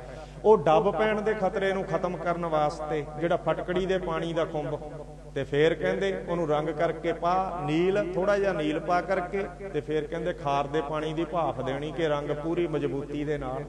ਤਾਂ ਸਤਿਗੁਰੂ ਸੱਚੇ ਪਾਤਸ਼ਾਹ ਮਹਾਰਾਜ ਜੀ ਕਹਿੰਦੇ ਇਸ ਤਰ੍ਹਾਂ ਫਿਰ ਕੱਪੜੇ ਨੂੰ ਚੰਗਾ ਰੰਗ ਚੜ੍ਹਦਾ। ਜਦੋਂ ਫਟਕੜੀ ਦਾ ਪ੍ਰਯੋਗ ਵੀ ਕੀਤਾ, ਨੀਲ ਦਾ ਵੀ, ਖਾਰ ਦੀ ਭਾਫ ਦਾ ਵੀ, ਤੇ ਰੰਗ ਲਲਾਰੀ ਵੀ ਚੰਗਾ ਹੋਇਆ, ਤਾਂ ਚੰਗਾ ਚੜੂਗਾ ਨਾ ਫਿਰ। ਤੇ ਹੁਣ ਗੁਰੂ ਵੀ ਚੰਗਾ ਹੋਵੇ, ਸ਼ਬਦ ਵੀ ਚੰਗਾ ਹੋਵੇ, ਤੇ ਗਾਹਾਂ ਵਾਲਾ ਭਾਂਡਾ ਵੀ ਜਿਹੜਾ ਚੰਗਾ ਹੋਵੇ, ਭਾਂਡਾ ਵੀ ਜਿਹੜਾ ਗਾਹਾਂ ਇਹ ਸੰਜੋਗ ਮਿਲੇ ਨਾ, ਤਾਂ ਇਹ ਭਾਂਡਾ ਵੀ ਚੰਗਾ ਹੋਵੇ। ਤਾਂ ਫਿਰ ਇਸ ਤਰ੍ਹਾਂ ਨਾਲ ਕਹਿੰਦੇ ਉਹ ਜਿਹੜਾ ਪ੍ਰੇਮ ਦਾ ਤਾਂ ਪਾ ਦਵੇ, ਪ੍ਰੇਮ ਦਾ ਪਾ, ਪ੍ਰੇਮ ਰੂਪ ਫਟਕੜੀ ਹੈ। ਕਹਿੰਦੇ ਪ੍ਰੇਮ ਰੂਪ ਫਟਕੜੀ ਦਾ ਜਿਹੜਾ ਇਹ ਖੁੰਬ ਚੜਾਉਣਾ ਕਰੇ। ਤੇ ਜਿਹੜਾ ਖਾਰ ਕੀ ਹੈ? ਪ੍ਰਮਾਤਮਾ ਦਾ ਡਰ ਰੱਖਣਾ, ਪ੍ਰਮਾਤਮਾ ਦਾ ਡਰ ਰੱਖਣ ਰੂਪ ਖਾਰ ਦੀ ਭਾਫ ਦੇ ਨਾਲ ਉਸ ਰੰਗ ਨੂੰ ਫਿਰ ਡੱਬ ਖੜੱਬ ਹੋਣ, ਫਿਰ ਦੂਜੇ ਦੇ ਖਿਆਲਾਂ ਦਾ ਪ੍ਰਭਾਵ ਨਹੀਂ ਰਹਿ ਜਾਂਦਾ। ਕਹਿੰਦੇ ਫਿਰ ਮਨ ਡੱਬ ਖੜੱਬ ਨਹੀਂ ਹੁੰਦਾ। ਕਈਆਂ ਦੇ ਡੱਬ ਖੜੱਬ ਹੁੰਦੇ ਆ ਮਨ, ਜਾ ਕੇ ਮੰਦਿਰ 'ਚ ਵੀ ਉਵੇਂ ਮੱਥਾ ਟੇਕੀ ਜਾਂਦੇ ਆ, ਜਾ ਕੇ ਗੁਰਦੁਆਰੇ 'ਚ ਵੀ, ਮਸਜਿਦ ਤੇ ਵੀ ਜਾ ਕੇ ਉਵੇਂ ਟੇਕੀ ਜਾਂਦੇ ਆ। ਕੋਈ ਉਹਨਾਂ ਦਾ ਆਦਰ ਕਰਨਾ, ਆਪਾਂ ਜਾ ਕੇ ਉੱਥੇ ਉਹਨਾਂ ਵਾਲਾ ਕਰਮ ਨਹੀਂ ਕਰਨਾ। ਕਰਮ ਆਪਣੇ ਆਪਣੇ ਸਕੂਲ ਦੇ ਆਪਾਂ ਨੂੰ ਦਿੱਤੇ ਹੋਏ ਆ। ਆਪਣੇ ਸਕੂਲ ਦੇ ਇੱਕੋ ਵੇਲੇ ਜੇ ਕੋਈ ਬੰਦਾ ਕਹੇ ਵੀ ਮੈਂ 3 ਜਾਂ 2 ਸਕੂਲਾਂ ਦੇ ਵਿੱਚ ਐਡਮਿਸ਼ਨ ਲੈ ਕੇ ਪੜ੍ਹਨਾ, ਪੜ੍ਹ ਸਕਦਾ ਕੋਈ? ਇੱਕੋ ਵੇਲੇ ਕਹੇ ਵੀ ਮੈਂ ਪਿੰਡ ਵਾਲੇ ਸਕੂਲ 'ਚ ਵੀ ਦਾਖਲਾ ਲੈਣਾ, ਸ਼ਹਿਰ ਵਾਲੇ 'ਚ ਵੀ ਲੈਣਾ, ਇੱਕੋ ਵੇਲੇ ਦੋਨਾਂ 'ਚ ਪੜ੍ਹਨਾ, ਕੋਈ ਪੜ੍ਹ ਸਕਦਾ? ਇਸ ਤਰ੍ਹਾਂ ਹੀ ਇੱਕੋ ਵੇਲੇ 2 ਸਕੂਲਾਂ 'ਚ 2 ਧਰਮਾਂ 'ਚ ਅਧਿਐਨ ਤਾਂ 5 ਦਾ ਵੀ ਕੁਰਾਨ ਸ਼ਰੀਫ ਪੜ੍ਹਨਾ ਮਾੜਾ ਨਹੀਂ। ਅਧਿਐਨ ਸਾਰੇ ਧਰਮਾਂ ਦਾ ਕੀਤਾ ਜਾ ਸਕਦਾ, ਮੁਤਾਲਿਆ ਜਿਹੜਾ ਉਹ ਸਾਰੇ ਸਮੀਖਿਆ ਹਰ ਧਰਮ ਦੀ ਕੀਤੀ ਜਾ ਸਕਦੀ ਹੈ। ਪਰ ਜਿਹੜੇ ਆਪਦੇ ਪਿਤਾ ਦੇ ਅਸੂਲ ਨਿਯਮ ਨੇ, ਜੇ ਉਹਨੂੰ ਛੱਡ ਕੇ ਕਹੇ ਦੂਜੇ ਮੰਨ ਕੇ, ਉਹ ਤਾਂ ਫਿਰ 2 ਸਕੂਲਾਂ 'ਚ ਉਹਦੀ ਪੜ੍ਹਾਈ ਪੂਰੀ ਨਹੀਂ ਨਾ ਹੋ ਸਕਦੀ। ਤਾਂ ਉਹ ਆਪਦੇ ਗੁਰੂ ਦਾ ਨਿਯਮ ਹੀ ਜਿਹੜਾ ਪ੍ਰਵਾਨ ਹੈ। ਇਸ ਕਰਕੇ ਕਹਿੰਦੇ ਇਸ ਤਰ੍ਹਾਂ ਪਾ ਚੜਾ ਕੇ, ਖੁੰਬ ਚੜਾ ਕੇ ਮਨ ਰੂਪ ਕੱਪੜੇ ਨੂੰ ਕਹਿੰਦੇ ਪ੍ਰਵਾਨਗੀ ਸਚਾਈ ਦੇ ਰਾਸਤੇ ਤੇ, ਨਹੀਂ ਤਾਂ ਕਲਯੁਗ ਦੇ ਵਿੱਚ ਕਹਿੰਦੇ ਘੋਰ ਅੰਧਾਰ ਜਿਹੜਾ ਹਨੇਰਾ ਕਾਲਖ ਦਾ, ਲੋਕ ਭੂਤਨਿਆਂ ਵਰਗੇ ਹੋਏ ਪਏ ਆ ਮਹਾਰਾਜ ਕਹਿੰਦੇ, ਤੇ ਸਾਰਾ ਸੱਚ ਦਾ ਚਾਨਣ ਅਲੋਪ ਹੋਇਆ ਪਿਆ ਹੈ। ਪਰ ਜੇ ਇਸ ਪ੍ਰਕਾਰ ਨਾਲ ਕਹਿੰਦੇ ਉਹ ਵਿਧੀ ਸੰਯੋਗ ਤੇ ਚੱਲਣ, ਪਰ ਵਿਧੀ ਤੇ ਥੋੜੇ ਚੱਲਦੇ, ਵਿਧੀ ਤੇ ਬੰਦੇ ਥੋੜੇ ਚੱਲਦੇ ਆ। ਵਿਰਲੇ ਕਰਨ ਬੰਦਗੀ, ਵਿਰਲੇ ਬੰਦੇ, ਤੇ ਜਿਹੜੇ ਅਨਵਿਧੀ ਤੇ ਚੱਲਣ ਵਾਲੀ ਦੁਨੀਆ ਹੁੰਦੀ ਆ ਉਹ ਬਾਹਲੀ ਹੁੰਦੀ ਆ। ਇਸੇ ਕਰਕੇ ਜਿਹੜਾ ਜੂਨਾ ਵਾਲਿਆਂ ਨੂੰ 84 ਲੱਖ ਕਹਿਤਾ, ਨਾਮ ਵਾਲਿਆਂ ਨੂੰ ਉਦਾਂ ਤਾਂ 84 ਲੱਖ ਨਸਲਾਂ ਦੇ ਵਿੱਚ ਨਹੀਂ ਕਿਹਾ ਸਤਿਗੁਰੂ ਸੱਚੇ ਪਾਤਸ਼ਾਹ ਮਹਾਰਾਜ ਜੀ ਨੇ। ਇਸ ਤਰ੍ਹਾਂ ਜਿਹੜੇ ਬੇਨਿਯਮੀ ਕਰਕੇ ਚੱਲਣ ਵਾਲੇ ਹੁੰਦੇ ਆ ਉਹ ਬਾਹਲੇ ਹੁੰਦੇ ਆ, ਨਿਯਮ ਤੋੜਨ ਵਾਲੇ ਬਾਹਲੇ ਹੁੰਦੇ ਆ। ਤੇ ਜਿਹੜੇ ਨਿਯਮ ਦੇ ਵਿੱਚ ਚੱਲਣ ਵਾਲੇ ਹੁੰਦੇ ਆ, ਰਜਾ ਦੇ ਵਿੱਚ ਰਹਿਣ ਵਾਲੇ ਹੁੰਦੇ ਆ, ਉਹ ਜਿਹੜੇ ਹਰ ਥਾਂ ਤੇ ਕਹਿੰਦੇ ਬਹੁਤ ਥੋੜੇ ਹੁੰਦੇ ਆ, ਉਹ ਜਿਹੜੇ ਵਿਰਲੇ ਹੁੰਦੇ ਆ। ਤੇ ਉਹੀ ਦਿਮਾਗ ਰੂਪ ਹੁੰਦੇ ਆ, ਉਹ ਵਿਰਲੇ ਹੀ ਜਿਹੜੇ ਉਸ ਦਾ ਥੰਮ ਹੁੰਦੇ ਆ, ਉਸ ਦੀ ਜਿਹੜੀ ਨੀਂਹ ਹੁੰਦੇ ਆ, ਤੇ ਨੀਂਹ ਤੇ ਹੀ ਬਾਕੀ ਸਾਰਾ ਮਹਿਲ ਚੱਲਦਾ ਹੈ। ਇਸ ਤਰ੍ਹਾਂ ਮਹਾਰਾਜ ਜੀ ਨੇ ਸਮਝਾਉਣ ਦਾ ਯਤਨ ਕੀਤਾ ਹੈ। ਜਿਹੜੇ ਭਗਤੀ ਦੇ ਨਾਲ ਰੰਗੀਜੇ ਜਾਂਦੇ ਆ, ਕਹਿੰਦੇ ਉਹ ਸੰਸਾਰ ਦੇ ਵਿੱਚ ਵੀ ਨਿਆਂ ਕਰਦੇ ਆ ਤੇ ਉਹਨਾਂ ਨੂੰ ਵੀ ਨਿਆਂ ਮਿਲਦਾ, ਤੇ ਸੰਸਾਰ ਤੇ ਉਹ ਅਮਰ ਵੀ ਰਹਿੰਦੇ ਆ। ਉਹਨਾਂ ਦੀ ਕੂੜ ਦੀ ਜਿਹੜੀ ਸੋ ਹੈ, ਉਹ ਸਾਰੀ ਸੋ ਨਾਮ ਬਦਬੋ, ਉਹ ਸਾਰੀ ਖਤਮ ਹੋ ਜਾਂਦੀ ਹੈ। ਇਹ ਵਚਨ ਅੱਗੇ ਫੇਰ ਬਾਣੀ ਦੁਆਰਾ ਹੀ ਸਿੱਧਾਂ ਨੂੰ ਉਪਦੇਸ਼ ਦਿੰਦੇ ਆ ਮਹਾਰਾਜ ਸੱਚੇ ਪਾਤਸ਼ਾਹ। ਆਓ ਸੁਰਤੀ ਇਕਾਗਰ ਕਰੀਏ। ਹਾਲ ਹੀ ਦੱਸਦੇ ਆ ਜੀ, ਦੋ ਸ਼ਬਦ ਹੋਰ ਨੇ ਫਿਰ ਅੱਗੇ ਹੋਰ ਜਿਹੜਾ, ਕਿਉਂਕਿ ਗੋਰਖ ਨੇ ਪੁੱਛਿਆ ਨਾ ਆਪਾਂ ਕੱਲ ਜਿਹੜਾ ਸਰਵਣ ਕੀਤਾ ਵੀ ਮਹਾਰਾਜ ਸਾਨੂੰ ਕਲਯੁਗ ਦਾ ਵਰਤਾਰਾ ਦੱਸੋ। ਹੁਣ ਕਲਯੁਗ ਕਿਤੇ ਛੋਟਾ ਜਿਹਾ, ਕਲਯੁਗ ਦਾ ਵਰਤਾਰਾ ਤਾਂ ਬੇਅੰਤ ਹੈ, ਸਮੁੰਦਰ ਹੈ। ਆਓ ਅੱਗੇ ਮਹਾਰਾਜ ਕਹਿੰਦੇ ਆ, ਸਰਵਣ ਕਰੋ ਜੀ। ਸਤਨਾਮ ਸ੍ਰੀ ਵਾਹਿਗੁਰੂ ਸਤਨਾਮ ਸ੍ਰੀ ਵਾਹਿਗੁਰੂ ਸਾਹਿਬ ਜੀਓ। ਸ਼ਲੋਕ ਮਹਲਾ ਪਹਿਲਾ। ਕਲ ਕਾਤੀ ਰਾਜੇ ਕਾ ਸਾਈ, ਧਰਮ ਭੁਖ ਕਰ ਉਡਰਿਆ। ਪ੍ਰੇਮ ਸਹਿਤ ਉਚਾਰਨ ਕਰੋ ਸਤਨਾਮ ਸ੍ਰੀ ਵਾਹਿਗੁਰੂ ਜੀ। ਜਿਹੜਾ ਕਸਾਈ ਹੁੰਦਾ ਉਹਦਾ ਦੇਖ ਲਓ, ਸਦਨਾ ਵੀ ਕਸਾਈ ਸੀ। ਕਸਾਈ ਦਾ ਕੰਮ ਕੀ ਹੁੰਦਾ? ਉਹ ਕਸਾਈ ਨਹੀਂ ਹੋ ਸਕਦਾ ਜਿਹਦੇ ਮਨ ਦੇ ਵਿੱਚ ਦਇਆ ਆ ਜਾਵੇ। ਜਦੋਂ ਦਇਆ ਹੀ ਆ ਗਈ ਤਾਂ ਫੇਰ ਉਹਨੂੰ ਮਾਰ ਨਹੀਂ ਸਕਦਾ। ਕਸਾਈ ਦਾ ਭਾਵ ਹੈ ਦਇਆਹੀਣ, ਜਿਹਦੇ ਵਿੱਚ ਦਇਆ ਨਾ ਹੋਵੇ। ਤਾਂ ਦਇਆਹੀਣ ਹੋ ਕੇ ਜਿਹੜਾ ਕਸਾਈ ਹੈ ਉਹਨੂੰ ਮਾਰਦਾ। ਜਿਹਨੇ ਮਾਰਿਆ ਨਹੀਂ ਹੈ, ਜਿਹਨੇ ਵੱਢਿਆ ਨਹੀਂ ਹੈ, ਜਿਹਨੇ ਟੁੱਕਿਆ ਨਹੀਂ ਹੈ, ਉਹ ਕਿਵੇਂ ਮਾਰ ਟੁੱਕ ਸਕਦਾ? ਕਿਵੇਂ ਮਾਰ? ਜਿਹਨੇ ਠੱਗੀ ਨਹੀਂ ਮਾਰੀ ਉਹ ਕਿਵੇਂ ਠੱਗੀ ਮਾਰ ਸਕਦਾ? ਜਿਹੜਾ ਠੱਗੀ ਮਾਰਨ ਦਾ ਢੰਗ ਹੈ, ਜਿਹਦੇ ਕੋਲ ਠੱਗੀ ਦੀ ਕਲਾ ਜਾਣਦਾ, ਠੱਗੀ 'ਚ ਤਰੱਕੀ ਕੀਤੀ ਹੈ, ਇਸ 'ਚ ਡਿਗਰੀ ਲਈ ਹੈ, ਤਾਂ ਉਹ ਫਿਰ ਉਹ ਕੰਮ ਨੂੰ ਕਰਦਾ ਨਾ। ਠੱਗਾਂ ਨਾਲ ਠੱਗ ਰਲ ਕੇ ਦੇਸ਼ ਠੱਗਦੇ ਆ। ਕਸਾਈ ਹੈ ਜਿਹੜਾ, ਉਹ ਦਇਆਹੀਣ ਹੈ। ਕਸਾਈ ਹੋ ਜਾਂ ਕਸਾਈ ਕਹਿੰਦੇ ਨੇ ਪਸ਼ੂ ਬਿਰਤੀ। ਕਸਾਈ ਕਹਿੰਦੇ ਨੇ ਪਸ਼ੂ ਬਿਰਤੀ, ਵੀ ਪਸ਼ੂ ਬਿਰਤੀ ਦੁਆਰਾ ਕੰਮ ਕਰਨਾ। ਪਸ਼ੂ ਨੂੰ ਪਤਾ ਨਹੀਂ, ਉਹ ਖੇਡਦਾ ਵੀ ਕਿਸੇ ਦੇ ਟੱਕਰ ਮਾਰ ਦੇਵੇ, ਉਹ ਤਾਂ ਪਸ਼ੂ ਬਿਰਤੀ ਹੈ। ਕਸਾਈ ਉਹਨੂੰ ਕੀ ਪਤਾ ਵੀ ਮੇਰੀ ਮਾੜੀ ਟੱਕਰ ਨਾਲ ਅਗਲੇ ਦਾ ਚੂਕਣਾ ਟੁੱਟ ਜਾਊ, ਤਾਂ ਕਸਾਈ ਬਿਰਤੀ। ਹੁਣ ਇਹ ਕਸਾਈ ਬਿਰਤੀ ਸੀ। ਸੱਚੇ ਪਾਤਸ਼ਾਹ ਮਹਾਰਾਜ ਕਹਿੰਦੇ ਦਇਆ ਤਾਂ ਇਸ ਮਨੁੱਖ ਦੇ ਵਿੱਚ ਬਾਅਦ ਦੇ ਵਿੱਚ ਆਈ। ਆ ਕਈ ਲੋਕ ਕਹਿੰਦੇ ਪ੍ਰਮਾਤਮਾ ਨੇ ਆਪਦਾ ਵਰਗਾ ਬਣਾਇਆ। ਮੈਂ ਪਹਿਲਾਂ ਵੀ ਇੱਕ ਦਿਨ ਬਚਨ ਕੀਤਾ, ਮੈਂ ਕਿਹਾ ਆਪਦੇ ਵਰਗਾ ਬਣਾਇਆ? ਆ ਬੰਦੇ ਦੇ ਕਾਰਨਾਮੇ ਦੇਖ ਕੇ ਤਾਂ ਰੱਬ ਤਖਤ ਛੱਡ ਕੇ ਭੱਜ ਜਾਵੇ ਵੀ ਆਪਦੇ ਵਰਗਾ ਬਣਾਇਆ। ਆਪਦੇ ਵਰਗਾ ਤਾਂ ਉਹ ਆ ਜਿਹੜਾ ਕੋਈ ਸੰਤ ਮਹਾਰਾਜ ਜੀ ਵਰਗਾ ਨਾਮ ਜਪਿਆ, ਜੀ ਨੇ ਦੁਨੀਆ ਤੇ ਕੋਈ ਪਰਉਪਕਾਰ ਕੀਤਾ, ਕੋਈ ਚੱਜ ਦਾ ਕੰਮ ਕੀਤਾ, ਉਹ ਤਾਂ ਮੰਨ ਲਵਾਂਗੇ ਵੀ ਚਲੋ ਉਹਦੇ ਵਰਗਾ ਕੋਈ ਉਹਦੇ ਵਿੱਚ ਗੁਣ ਸੀਗਾ। ਪਰ ਬਾਕੀ ਭੂਤਨਿਆਂ ਵਰਗੀ ਦੁਨੀਆ ਦੇਖ ਕੇ ਤਾਂ ਨਹੀਂ ਲੱਗਦਾ ਵੀ ਇਹ ਆਪਦੇ ਵਰਗਾ ਬਣਾਇਆ। ਇਹ ਤਾਂ ਐਂ ਲੱਗਦਾ ਵੀ ਜਿਵੇਂ ਕੋਈ ਪਿਛਲੇ ਜਨਮ 'ਚ ਕੁੱਕੜ ਦੀ ਜੂਨ 'ਚ ਹੋਵੇ, ਕਿਸੇ ਕੋਈ ਪਿਛਲੇ ਜਨਮ 'ਚ ਬਾਂਦਰ ਦੀ ਜੂਨ 'ਚ ਹੋਵੇ, ਕਿਵੇਂ ਕੋਈ ਪਿਛਲੇ ਜਨਮ 'ਚ ਬਘਿਆੜ ਦੀ ਜੂਨ 'ਚ ਹੋਵੇ, ਕੋਈ ਹਾਥੀ, ਕੋਈ ਸੱਪ, ਕੋਈ ਨਿਉਲਾ, ਕੋਈ ਮੱਖੀ, ਕੋਈ ਕੁਛ, ਕੋਈ ਐਂ ਬਿਰਤੀਆਂ ਤੋਂ ਲੱਗ ਕੇ ਜੋਕਾਂ 84 ਲੋਕਾਂ ਦਾ ਐਂ ਲੱਗਦਾ ਵੀ ਇਹਨਾਂ ਜੂਨਾਂ 'ਚ ਜਿਵੇਂ ਆਏ ਕਿਤੇ ਇਹੋ ਜੂਨਾਂ 'ਚ ਜਾਣ ਦੀ ਤਿਆਰੀ ਕਰਦੇ ਹੋਣ। ਉਹ ਰੱਬ ਦਾ ਕਿਵੇਂ ਸ਼ਕਲ ਦੇ, ਰੂਪ ਦੇ, ਨਸਲ ਦੇ, ਉਹਦੇ ਖਿਆਲ ਦੇ ਹੋ ਸਕਦੇ ਆ, ਜਿਨ੍ਹਾਂ ਦੇ ਕੰਮ ਤਾਂ ਬਾਂਦਰਾਂ ਵਰਗੇ ਆ, ਕੰਮ ਤਾਂ ਜਿਹੜੇ ਪਸ਼ੂਆਂ ਤੋਂ ਭੈੜੇ ਹਨ। ਤੇ ਰੱਬ ਵਰਗੇ ਕਿਵੇਂ ਹੋ ਸਕਦੇ ਆ? ਰੱਬ ਵਰਗੇ ਤਾਂ ਉਹੀ ਹੋ ਸਕਦੇ ਆ ਜਿਨ੍ਹਾਂ ਦੇ ਵਿੱਚ ਰੱਬ ਬਾਰੇ ਕੂਟਸਥ ਲੱਛਣ, ਰੱਬ ਵਾਲੇ ਕੂਟਸਥ ਗਿਆਨ ਹੋਵੇ, ਤੇ ਉਹ ਰੱਬ ਵਰਗੇ ਹੋ ਸਕਦੇ ਹਨ। ਪਰ ਉਹ ਵਿਰਲੇ ਹਨ, ਹੈਨ ਵਿਰਲੇ ਨਾਹੀਂ ਘਣੇ ਫੈਲ ਪਕੜ ਸੰਸਾਰ। ਤੇ ਸੰਸਾਰ ਜਿਹੜਾ ਵਿਗੜੇ ਹੋਏ ਕੰਮ ਇਹ 84 ਵਾਲੇ, ਇਸ ਕਰਕੇ ਇਹਨਾਂ ਟੇਢੀਆਂ ਜੂਨਾਂ 'ਚੋਂ ਆਏ। ਟੇਢੀਆਂ ਜੂਨਾਂ 'ਚ ਹੀ ਇਹਨਾਂ ਲੋਕਾਂ ਨੇ ਜਾਣਾ ਹੁੰਦਾ ਹੈ। ਤੇ ਕਹਿੰਦੇ ਉਹ ਕਸਾਈਆਂ ਵਰਗੇ ਕੰਮ ਦਇਆਹੀਣ ਹੋ ਕਰਕੇ ਕਰਦੇ ਆ, ਪੁਰਖਤ ਬਿਰਤੀ ਹੋ ਕਰਕੇ, ਪੱਥਰ ਦਿਲ ਹੋ ਕਰਕੇ ਕਰਦੇ ਆ। ਕਿਉਂਕਿ ਜੇ ਦਇਆ ਕਰਨਗੇ ਫਿਰ ਤਾਂ ਉਹ ਕਰ ਹੀ ਨਹੀਂ ਸਕਦੇ। ਜੇ ਹੁਣ ਮੈਂ ਆਪਣੇ ਠੱਗੀ ਮਾਰਨ ਵਾਸਤੇ ਚਲਿਆ ਜਾਵੇ ਤੇ ਠੱਗੀ ਮਾਰਨ ਵਾਸਤੇ ਜਾ ਕੇ ਉੱਥੇ ਕਹੇ ਮੈਂ ਤਾਂ ਭੋਗ ਲਵਾ ਕੇ ਖਾਊਂ, ਠੱਗੀ ਕਿਵੇਂ ਮਾਰ ਸਕਦਾ? ਕਹਿੰਦੇ ਚੋਰਾਂ ਨਾਲ ਇੱਕ ਸਾਧ ਰਲ ਗਿਆ, ਉਹ ਸਾਧ ਨੂੰ ਲੈ ਕੇ ਕਹਿੰਦੇ ਆ ਜਾ ਤੈਨੂੰ ਚੋਰੀ ਕਰਨੀ ਸਿਖਾਈਏ। ਉਹ ਕਹਿੰਦਾ ਮੈਂ ਤਾਂ ਪੂਜਾ ਪਾਠ ਕਰਦਾ। ਉਹ ਕਹਿੰਦੇ ਇੱਥੇ ਇੰਨੀ ਆਮਦਨ ਨਹੀਂ ਹੈ। ਉਹ ਚਲੇ ਗਏ, ਜਾ ਕੇ ਪਾੜ ਲਾ ਲਿਆ, ਸਮਾਨ ਚਰਾ ਲਿਆ। ਉਹ ਚੱਕਦਿਆਂ ਨੂੰ ਸਵੇਰ ਦੇ 4 ਵੱਜ ਗਏ ਅੰਮ੍ਰਿਤ ਵੇਲੇ। ਜਦੋਂ 4 ਵਜੇ ਉਹਦੇ ਕੋਲ ਸ਼ੰਖ ਸੀਗਾ, ਉਹਨੇ ਸ਼ੰਖ ਵਜਾਤਾ। ਉਹ ਸਾਰੇ ਹੀ ਫੜੇ ਗਏ, ਕੁੱਟ-ਕੁੱਟ ਕੇ ਉਹਨਾਂ ਨੇ ਪੋਲੇ ਕਰਤੇ। ਉਹ ਕਹਿੰਦੇ ਤੂੰ ਇਹ ਕੀ ਕੀਤਾ? ਕਹਿੰਦਾ ਸ਼ੰਖ ਵਜਾਉਣ ਦਾ ਟਾਈਮ ਹੋ ਗਿਆ, ਰੱਬ ਨੂੰ ਯਾਦ ਕਰਨ ਦਾ ਕਹਿੰਦਾ ਟਾਈਮ ਹੋ ਗਿਆ। ਤੇ ਹੁਣ ਉਹ ਜਾ ਕੇ ਉੱਥੇ ਜੇ ਰੱਬ ਨੂੰ ਯਾਦ ਕਰਨਗੇ ਫਿਰ ਸਮਾਨਤਾ ਕੀ ਮਿਲਣਾ, ਡਾਂਗਾ ਹੀ ਪੈਣਗੀਆਂ ਉਹ। ਪਰ ਉਹਨਾਂ ਨੂੰ ਉਹੋ ਜਿਹਾ ਸੁਭਾਅ ਦਇਆਹੀਣ ਬਣਾਉਣਾ ਪਊਗਾ। ਚੋਰੀ ਕਰਨ ਵਾਸਤੇ ਉਹੋ ਜਿਹਾ ਸੁਭਾਅ ਬਣਾਉਣਾ ਪਊਗਾ। ਚੋਰੀ ਕਰਨ ਵਾਸਤੇ ਪੂਜਾ ਨਹੀਂ ਕਰ ਸਕਦੇ, ਪਰ ਹੁਣ ਲੋਕ ਚੋਰੀ ਕਰਨ ਵਾਸਤੇ ਪੂਜਾ ਵੀ ਕਰੀ ਜਾਂਦੇ ਆ। ਜਿਵੇਂ ਕਹਿੰਦੇ ਇੱਕ ਗਾਂ ਦਾ ਕਰਮ ਹੈ, ਇੱਕ ਕੁੱਤੇ ਦਾ ਕਰਮ ਹੈ। ਆਪਾਂ ਬਹੁਤ ਵਾਰੀ ਇਹ ਤਾਂ ਕਹਿ ਦਾਂਗੇ ਵੀ ਸਾਡੀ ਧੀ ਗਾਂ ਵਰਗੀ ਹੈ, ਆਪਾਂ ਉਦਾਹਰਨ ਦੇ ਦਾਂਗੇ। ਉਹਦਾ ਕਰਮ ਦੇਖੋ ਗਾਂ ਦਾ, ਧੇਨ ਦੁੱਧ ਹੈ ਤੇ ਬਾਹਰੀ ਮਹਾਰਾਜ ਨੇ ਬਿਰਤੀ ਨਾਲ ਵੀ ਗਾਂ ਦਾ ਪ੍ਰਮਾਣ ਦਿੱਤਾ। ਤੇ ਆਪਾਂ ਕਦੇ ਇਹ ਨਹੀਂ ਕਹਿ ਸਕਦੇ ਵੀ ਮੇਰਾ ਪੁੱਤ ਕੁੱਤੇ ਵਰਗਾ, ਇਹ ਨਹੀਂ ਕਦੇ, ਕਿਉਂਕਿ ਉਹਦਾ ਕਰਮ, ਕੁੱਤੇ ਦਾ ਥਾਂ ਕਿੱਥੇ, ਗਾਂ ਦਾ ਸਥਾਨ ਕਿੱਥੇ ਪਵਿੱਤਰਤਾ 'ਚ। ਕੁੱਤੇ ਦਾ ਸਥਾਨ ਪਵਿੱਤਰਤਾ 'ਚ ਨਹੀਂ ਹੈ। ਪਰ ਕਲਯੁਗ ਦੇ ਵਿੱਚ ਲੋਕ ਕੁੱਤਿਆਂ ਦੇ ਨਾਲ ਖਾਂਦੇ ਆ। ਅੱਜ ਦੇਖੋ ਕੁੱਤੇ ਦਾ ਸਥਾਨ ਪਵਿੱਤਰਤਾ 'ਚ ਨਹੀਂ ਹੈ, ਉਹਦਾ ਚੌਂਕੀਦਾਰੀ ਤੇ ਦੂਰ ਹੈ। ਗਾਂ ਦਾ ਸਥਾਨ ਪਵਿੱਤਰਤਾ ਦੇ ਵਿੱਚ ਹੈ। ਇਸ ਕਰਕੇ ਧੀ ਦੇ ਨਾਲ ਪ੍ਰਮਾਣ ਆ ਗ੍ਰੰਥ ਕਹਿੰਦਾ। ਤੇ ਅੱਜ ਲੋਕ ਕਹਿੰਦੇ ਉਹ ਪੁੱਤ ਵੀ ਕੁੱਤਿਆਂ ਤੋਂ ਗਾਂਹ ਟੱਪ ਗਏ ਤੇ ਕੁੱਤਿਆਂ ਵਾਂਗੂ ਕੁੱਤਿਆਂ ਦੇ ਨਾਲ ਖਾਂਦੇ ਆ, ਕੁੱਤਿਆਂ ਨਾਲ ਲੈ ਕੇ ਸੌਂਦੇ ਆ ਕਲਯੁਗ ਦੇ ਸਮੇਂ ਦੇ ਵਿੱਚ। ਫਿਰ ਬੁੱਧੀ ਸਥਿਰ ਉਹਨਾਂ ਦੀ ਕਿੱਥੇ ਰਹਿਣੀ ਹੈ? ਬੁੱਧੀ ਸਥਿਰ ਉਹਨਾਂ ਦੀ ਕਿਵੇਂ ਰਹਿ ਸਕਦੀ ਹੈ? ਨਹੀਂ ਰਹਿ ਸਕਦੀ। ਇਸ ਤਰ੍ਹਾਂ ਸੱਚੇ ਪਾਤਸ਼ਾਹ ਮਹਾਰਾਜ ਕਹਿੰਦੇ ਕਲ ਕਾਤੀ ਰਾਜੇ ਕਾ ਸਾਈਏ ਸੁਭਾਅ ਦਇਆਹੀਣ ਲੋਕਾਂ ਨਾਲ। ਕਲਯੁਗ ਦੇ ਵਿੱਚ ਸਾਰੇ ਲੋਕਾਂ ਦਾ, ਰਾਜਿਆਂ ਦਾ ਸੁਭਾਅ ਵੀ ਦਇਆਹੀਣ ਹੈ। ਕਿਸੇ ਦਾ ਦੇਖ ਲਓ, ਦਇਆ ਕਿਸ ਦੇ ਮਨ ਦੇ ਵਿੱਚ? ਦਇਆ ਤੋਂ ਹੀਣ ਹੋ ਕਰਕੇ ਸਾਰੇ ਕੰਮ ਨੇ ਜਿਹੜੇ। ਜਦੋਂ ਦਇਆ ਹੀ ਨਾਸ ਹੋਗੀ ਤਾਂ ਧੌਲ ਧਰਮ ਦਇਆ ਕਾ ਪੂਤ, ਸੰਤੋਖ ਥਾਪ ਰੱਖਿਆ ਜਨ ਸੂਤ। ਇਧਰ ਤਾਂ ਕਹਿੰਦੇ ਦਇਆ ਦਾ ਪੁੱਤਰ ਹੈ ਧਰਮ, ਉਹਦਾ ਰਥਵਾਹੀ ਹੈ ਗਿਆਨ, ਤੇ ਉਹਦਾ ਚਲਾਉਣ ਵਾਲਾ ਜਿਹੜਾ ਹੈ ਉਹ ਕੀ ਹੈ? ਉਹ ਕਹਿੰਦੇ ਧੌਲ ਥਾਪ ਰੱਖਿਆ ਜਨ ਸੂਤ, ਸੂਤ ਸੱਤ ਹੈ।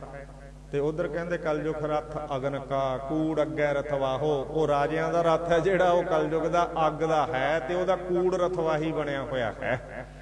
ਹੁਣ ਇਹ ਦੋਨਾਂ ਦੇ ਵਿੱਚ ਮੁਕਾਬਲਾ ਹੈ। ਇੱਕ ਪਾਸੇ ਬਾਬੇ ਕੇ ਬਾਬਰ ਕੇ ਦਊ, ਆਪ ਕਰੇ ਪਰਮੇਸ਼ਰ ਦਊ। ਜੋ ਬਾਬੇ ਕੇ ਦਾਮ ਨਾ ਦੈ ਹੈ, ਤਨ ਤੇ ਗਹਿ ਬਾਬਰ ਕੇ ਲੈ ਹੈ। ਫਿਰ ਤਾਂ ਜਮਾਂ ਨੇ ਲੈਣਾ ਹੀ ਹੈ। ਜੇ ਬਾਬੇ ਕੇ ਵਾਲਿਆਂ ਨਾਲ ਰਲ ਕੇ ਕੰਮ ਨਹੀਂ ਕਰਦਾ ਤਾਂ ਫੇਰ ਉਹ ਜਿਹੜਾ ਬਾਬਰ ਕੇ ਵਾਲਿਆਂ ਦੇ ਕੰਮ ਦੇ ਵਿੱਚ ਚਲਿਆ ਜਾਂਦਾ, ਜਮਦੂਤਾਂ ਵਾਲਿਆਂ ਚ। ਜਿਹੜਾ ਉਹਨਾਂ ਦੇ ਵਿੱਚ ਹੈ ਉਹ ਬਾਬੇ ਕੇ ਵਾਲਿਆਂ ਦੇ ਨਾਲ ਨਹੀਂ ਰੱਖ ਸਕਦਾ। ਇਹ ਦੋਵੇਂ ਆਪ ਕਰੇ ਪਰਮੇਸ਼ਰ ਸਊ।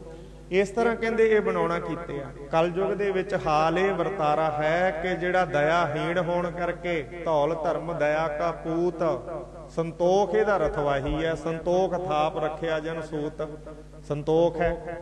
ਤੇ ਉੱਥੇ ਰਾਜੇ ਕਸਾਈਆਂ ਦਾ ਜਿਹੜਾ ਹੈ ਰਥ ਕਲਯੁਗ ਦਾ ਅੱਗ ਦਾ, ਕਲਯੁਗ ਰਥ ਅਗਨ ਕਾ। ਤੇ ਕੂੜ ਝੂਠ ਦਾ ਰਥਵਾਹੀ ਹੈ। ਕੂੜ ਅੱਗੇ ਰਥਵਾਹੋ, ਝੂਠ ਦਾ। ਤੇ ਝੂਠ ਨੂੰ ਸਬਰ ਕਿਵੇਂ ਹੋ ਸਕਦਾ? ਉੱਥੇ ਦਇਆ ਧਰਮ ਕਿਵੇਂ ਹੋ ਸਕਦਾ? ਇਸ ਕਰਕੇ ਕਹਿੰਦੇ ਕਲਯੁਗ ਦੇ ਰਾਜਿਆਂ ਦਾ ਹਾਲ ਭਾਈ ਸਾਰਾ ਧਰਮ ਹੀ ਨਸ਼ਟ ਹੋ ਗਿਆ। ਜਦੋਂ ਭਾਈ ਰਾਜਿਆਂ ਦੇ ਮਨਾਂ ਦੇ ਵਿੱਚੋਂ ਧਰਮ ਨਸ਼ਟ ਹੋ ਗਿਆ ਤਾਂ ਫਿਰ ਬਾਕੀਆਂ ਦੇ ਮਨਾਂ ਦੇ ਵਿੱਚ ਧਰਮ ਕਿੱਥੋਂ ਰਹਿਣਾ ਸੀ? ਬਾਕੀਆਂ ਦੇ ਕਿਸੇ ਦੇ ਮਨ ਦੇ ਵਿੱਚ ਧਰਮ ਕਿਵੇਂ ਰਹਿ ਸਕਦਾ ਸੀ? ਇਸ ਤਰ੍ਹਾਂ ਦੀ ਹਾਲਤ ਕਹਿੰਦੇ ਹੋ ਗਈ ਲੋਕਾਂ ਦੇ ਵਿੱਚ ਵੀ। ਸਾਰਾ ਹੀ ਵਿਗਾੜ ਹੋ ਗਿਆ ਕਲਯੁਗ। ਉਸ ਵੇਲੇ ਦੀ ਸਥਿਤੀ ਕਹਿੰਦੇ ਆ। ਤੇ ਉਸ ਵੇਲੇ ਦੀ ਸਥਿਤੀ ਤਾਂ ਆਪਾਂ ਅੱਜ ਕਹਿੰਦੇ ਆ ਵੀ ਉਦੋਂ ਤਾਂ ਬਹੁਤ ਚੰਗਾ ਸੀ। ਆਪਾਂ ਅੱਜ ਕਹਿੰਦੇ ਆ ਬਈ ਉਦੋਂ ਬਹੁਤ ਚੰਗਾ ਸੀ, ਪਰ ਉਸ ਵੇਲੇ ਦੀ ਸਥਿਤੀ ਮਹਾਰਾਜ ਕਹਿੰਦੇ ਆ ਉਦੋਂ ਅੱਜ ਸਥਿਤੀ ਕਿੱਥੇ ਪਹੁੰਚ ਗਈ। ਪਰ ਜਿਹੜੇ ਚੰਗੇ ਹੋਣ ਦੇ ਮੁੱਲ ਮੁਲਾਂਕਣ ਸਨ ਉਹ ਤਾਂ ਗਿਰ ਗਏ। ਇੱਕ ਪਦਾਰਥ ਤੇ ਭੌਤਿਕ ਤਰੀਕੇ ਦੇ ਵਿੱਚ ਮਨੁੱਖ ਦੀ ਦੌੜ ਨੇ ਤਰੱਕੀ ਜ਼ਰੂਰ ਕੀਤੀ ਹੈ, ਜਿਹਨੂੰ ਆਰਟੀਫੀਸ਼ੀਅਲ ਦਿਖਾਵੇ ਦੀ ਤਰੱਕੀ ਕਹਿੰਦੇ ਆ। ਅੰਦਰੋਂ ਨਹੀਂ ਮਨੁੱਖ ਨੇ ਪਿਛਲੇ 100 ਸਾਲਾਂ ਦੇ ਵਿੱਚ ਆ ਸਿੱਖ ਕੌਮ ਦੇ ਵਿੱਚ ਦੇਖ ਲਓ, ਕੁਝ ਚੰਦ ਘਟਨਾਵਾਂ ਤੇ ਬੰਦਿਆਂ ਨੂੰ ਛੱਡ ਕੇ ਆ ਪਹਿਲਾਂ ਲੀਡਰਾਂ 'ਚ ਦੇਖ ਲਓ, ਕੋਈ ਚੱਜ ਦਾ ਲੀਡਰ ਨਹੀਂ ਇਹਨੂੰ ਨਸੀਬ ਹੋਇਆ। ਕੋਈ ਚੱਜ ਦਾ ਨਸੀਬ ਇਹਦੇ ਕਿੰਨੇ ਵਾਰ ਇਹਦੇ ਧੋਖੇ ਹੋ ਰਹੇ ਆ ਕੌਮ ਦੇ ਨਾਲ। ਇਹਦਾ ਸਭ ਕੁਝ ਲੁੱਟਿਆ ਪੁੱਟਿਆ ਜਾ ਰਿਹਾ। ਆ ਦੇਖੋ ਪੰਜਾਬ ਦੇ ਨਾਲ ਕੀ ਹੋ ਰਿਹਾ। ਆ ਕੱਲ ਨੂੰ ਪਤਾ ਨਹੀਂ ਕੀ ਹੋਣਾ। ਆਪਾਂ ਕਹਿੰਦੇ ਆ ਪ੍ਰਮਾਤਮਾ ਸੁੱਖ ਰੱਖੇ, ਖੈਰ ਰੱਖੇ, ਪਰ ਖੈਰ ਸੁੱਖ ਰੱਖੂਗਾ ਕਿਵੇਂ ਜਦੋਂ ਇਹਨੂੰ ਲੀਡਰ ਹੀ ਨਹੀਂ ਨਸੀਬ ਹੋ ਰਹੇ? ਤਾਂ ਉਹ ਫਿਰ ਧਰਮ ਸਾਰਾ, ਜਦੋਂ ਰਾਜਿਆਂ ਦੀ ਐਸੀ ਹਾਲਤ, ਲੀਡਰਾਂ ਦੀ ਐਸੀ, ਸਾਰੀ ਜਿਹੜੀ ਰਲੀ ਮਿਲੀ ਸ਼ੰਕਰ ਵਰਨ ਪਰਜਾ, ਤੇ ਉਸ ਪਰਜਾ ਨੇ ਕੀ ਭਲਾ ਉਸ ਦਾ ਕਰਨਾ ਹੈ ਤੇ ਕੀ ਉਸ ਲੀਡਰਾਂ ਨੇ ਭਲਾ ਕਰਨਾ ਹੈ? ਜਿਨ੍ਹਾਂ ਨੇ ਸਿਧਾਂਤ ਕੋ ਮੂਲ ਹੀ ਗਵਾ ਕੇ ਮਜਬੂਰੀ ਵਸ ਉਹਨਾਂ ਨੂੰ ਆਪਦੀ ਕੁਰਸੀ ਸਥਾਪਿਤ ਰੱਖਣ ਵਾਸਤੇ ਕਲਯੁਗ ਦੇ ਵਿੱਚ ਇਹ ਕਹਿਣਾ ਪੈ ਗਿਆ। ਸਾਧ ਸੰਗਤ ਜੀ, ਇਹ ਕਹਿਣਾ ਪੈ ਗਿਆ ਕਿ ਪੰਥ ਖਾਲਸਾ ਹੁਣ ਕੱਲਾ ਪੰਥ ਖਾਲਸਾ ਨਹੀਂ ਰਿਹਾ, ਇਹ ਸਾਰਿਆਂ ਦਾ ਰਲਿਆ ਮਿਲਿਆ ਹੋ ਗਿਆ। ਉਹ ਰਲੇ ਮਿਲੇ ਹੋਣ ਦੇ ਕਾਰਨ ਇੰਨਾ ਜ਼ਿਆਦਾ ਘਾਟਾ ਪਿਆ। ਆ ਹੁਣ ਸ਼੍ਰੋਮਣੀ ਕਮੇਟੀ ਦੀਆਂ ਚੋਣਾਂ ਆ ਗਈਆਂ, ਆਪ ਕਹਿੰਦੇ ਉਹਨਾਂ ਨੂੰ ਲੜਨ ਵਾਸਤੇ। ਕਿੰਨਾ ਸਮਾਂ ਹੋ ਗਿਆ, 11 ਸਾਲ। ਇਹ ਰਾਜੇ ਕਸਾਈਆਂ ਕਾਰਨ ਹੀ ਹੋਇਆ। ਹਰ ਸੰਸਥਾ ਦੀ, ਹਰ ਥਾਂ ਦੀ ਜਿਹੜੀ ਚੋਣ ਹੁੰਦੀ ਆ ਸਮੇਂ ਦੇ ਅਨੁਸਾਰ, ਜੇ ਵਿਧਾਨਕ ਤਰੀਕਾ ਵੀ ਦੇਖਿਆ ਜਾਵੇ, ਪਰ ਇਹਦੀ ਕੋਈ ਚੋਣ ਨਹੀਂ ਜਿਹਦੇ ਇੱਕ ਦੇ ਫੰਦੇ ਦੇ ਵਿੱਚ ਆ ਗਿਆ। ਕਦੇ ਜਿਹੜਾ ਬਜਟ ਵਾਧੇ ਦੇ ਵਿੱਚ ਨਹੀਂ ਦਿਖਾਇਆ, ਕਿ ਵਾਧੇ ਦੇ ਵਿੱਚ ਦਿਖਾਇਆ ਹੋਵੇ। ਪਿਛਲੇ 30 ਸਾਲ ਤੋਂ ਖਾਸ ਕਰਕੇ ਇੱਕ ਵਾਰ ਗੁਰਚਰਨ ਸਿੰਘ ਟੌੜੇ ਨੇ ਕਿਹਾ ਸੀ, ਉਹ ਵੀ ਵੋਟਾਂ ਲੈਣ ਖਾਤਰ। ਸਾਧ ਸੰਗਤ ਜੀ, ਕਹਿਣ ਲੱਗਾ ਵੀ ਜਿੰਨਾ ਚਿਰ ਮੈਂ ਪ੍ਰਧਾਨ ਰਹੂੰਗਾ ਉਹਨਾਂ ਚਿਰ ਸਾਰੇ ਲੰਗਰਾਂ ਦੇ ਵਿੱਚ ਖੀਰ ਰੋਜ਼ ਵਰਤੂਗੀ। ਉਹਦਾ 27 ਸਾਲ ਪ੍ਰਧਾਨ ਰਹਿ ਗਿਆ, ਲੰਗਰਾਂ 'ਚ ਤਾਂ ਚੌਲ ਵੀ ਨਹੀਂ ਲੱਭਦੇ। ਚੌਲ ਵੀ ਲੰਗਰਾਂ 'ਚ ਤਾਂ ਲੱਭਦੇ ਨਹੀਂ ਹਨ। ਜਾ ਕੇ ਦੇਖੋ ਤੁਸੀਂ ਵੀ ਲੰਗਰਾਂ ਦੇ ਵਿੱਚ ਜਿਹੜਾ ਕੋਈ ਕਿਸੇ ਲੰਗਰਾਂ ਨੂੰ ਛੱਡ ਕੇ ਜਿਨ੍ਹਾਂ ਦੇ ਵਿੱਚ ਠੀਕ ਹੈ, ਪਰ ਬਾਕੀ ਲੰਗਰਾਂ ਦੇ ਵਿੱਚ ਬੁਰਾ ਹਾਲ ਹੈ। ਤਾਂ ਉਹਦਾ ਕੋਈ ਵਚਨ ਜਿਹੜਾ ਪੂਰਾ, ਇਹੋ ਜਿਹੇ ਵਚਨ ਇਹਨਾਂ ਦੇ, ਪਰ ਉਹ ਵਚਨ ਪੂਰਾ ਨਹੀਂ ਕਰ ਸਕਦੇ। ਰਾਜੇ ਵੀ ਕਸਾਈਆਂ ਵਰਗੇ, ਕਹਿੰਦੇ ਪੰਖ ਲਾ ਕੇ ਧਰਮ ਸੀ ਜਿਹੜਾ ਉੱਡ ਗਿਆ। ਜਦੋਂ ਕਿਸੇ ਪ੍ਰਕਾਰ ਵੀ ਸਬਰ ਸੰਤੋਖ ਨਾ ਰਿਹਾ। ਐਸਾ ਕਲਯੁਗ ਦਾ ਸਮਾਂ ਤੁਸੀਂ ਦੇਖੋ। ਸਬਰ ਸੰਤੋਖ ਹੈ ਕਿਸੇ ਦੇ ਸਬਰ ਸੰਤੋਖ ਹੈ ਤਾਂ ਉਹ ਸਬਰ ਸੰਤੋਖ ਤੋਂ ਬਿਨਾਂ ਧਰਮ ਦਾ ਕਹਿੰਦੇ ਵਿਨਾਸ਼ ਹੈ। ਧਰਮ ਦਾ ਉੱਥੇ ਬੀ ਨਹੀਂ ਪੁੰਗਰਦਾ ਜਿੱਥੇ ਕਹਿੰਦੇ ਸਬਰ ਸੰਤੋਖ ਨਹੀਂ ਹੈ। ਹੁਣ ਸਬਰ ਸੰਤੋਖ ਕਿਹਦੇ ਆ? ਜਿਹੜਾ ਭਾਵੇਂ ਅੱਠ ਨੂੰ 10,000 ਕਮਾਉਂਦਾ, 20,000 ਕਮਾਉਂਦਾ, ਕਿਸੇ ਦੇ ਕੋਈ ਸੰਤੋਖ ਨਹੀਂ ਹੈ। ਉਹ ਕਹਿੰਦਾ ਹੋਰ ਕਰਾਂ, ਹੋਰ ਰਾਤ ਨੂੰ ਵੀ ਮੈਂ ਤਾਂ ਕੋਈ ਕੰਮ ਹੋਵੇ। ਇਹੋ ਜਿਹੇ ਵੀ ਲੋਕ ਮੈਂ ਦੇਖੇ ਜਿਹੜੇ ਕਹਿੰਦੇ ਅਸੀਂ ਦਿਨੇ ਤਾਂ ਡਿਊਟੀ ਕਰਦੇ ਹਾਂ, ਰਾਤ ਨੂੰ ਅਸੀਂ ਵਿਹਲੇ ਹਾਂ। ਮੈਂ ਕਿਹਾ ਸੌਂ ਜਿਆ ਕਰੋ ਰਾਤ ਨੂੰ। ਕਹਿੰਦੇ ਨੀਂਦ ਨਹੀਂ ਆਉਂਦੀ, ਕਹਿੰਦੇ ਕੋਈ ਕੰਮ ਹੋਵੇ ਰਾਤ ਨੂੰ ਵੀ। ਮੈਂ ਕਿਹਾ ਇਹ ਮਾਇਆ ਦੀ ਖਮਾਰੀ ਚੜ ਗਈ ਤੁਹਾਨੂੰ, ਕਿੰਨੇ ਕੁ ਕਮਾਓਗੇ? ਮਾਇਆ ਦੀ ਖਮਾਰੀ ਚੜ ਗਈ ਤੁਹਾਨੂੰ ਬਈ 24 ਘੰਟੇ ਕੰਮ ਕਰੀ ਜਾਈਏ, ਕੋਈ ਕੰਮ ਹੋਵੇ, ਕੋਈ ਕਮਾਈ ਹੋਈ ਜਾਵੇ ਸਾਨੂੰ 24 ਘੰਟੇ। ਇਹ ਵੀ ਮਾਇਆ ਦੀ ਖਿੱਚ ਹੀ ਹੈ। ਇੱਕ ਇਸ ਪਾਸੇ ਧਿਆਨ ਹੀ ਨਹੀਂ ਹੈ। ਤਾਂ ਇਸ ਕਰਕੇ ਸੱਚੇ ਪਾਤਸ਼ਾਹ ਮਹਾਰਾਜ ਕਹਿੰਦੇ ਇਹ ਜਿਹੜਾ ਧਰਮ ਹੈ ਖੰਭ ਲਾ ਕਰਕੇ, ਇਸ ਪ੍ਰਵਿਰਤੀ ਕਰਕੇ ਕਲਯੁਗ ਦੇ ਲੋਕਾਂ ਦੇ, ਰਾਜਿਆਂ ਦੇ, ਵਜ਼ੀਰਾਂ ਦੇ ਮਨਾਂ 'ਚੋਂ ਉੱਡ ਗਿਆ। ਕੂੜ ਅਮਾਵਸ ਸੱਚ ਚੰਦਰਮਾ ਦੀਸੈ ਨਾਹੀ ਕਹਿ ਚੜਿਆ। ਉਹਦਾ ਉਦਾਹਰਨ ਇਹੀ ਹੈ, ਬਹੁਤੀ ਵਿਸਥਾਰ ਮਹਾਰਾਜ ਕਹਿੰਦੇ ਨਾ ਕਰੀਏ। ਵੀ ਜਿਵੇਂ ਚੰਦਰਮਾ ਹੁੰਦਾ ਤੇ ਚੰਦਰਮਾ ਦੇ ਨਾਲ ਚਾਨਣੀ ਹੁੰਦੀ ਆ, ਸਾਰਿਆਂ 'ਚ ਰਸ ਮਿਲਦਾ ਹੈ।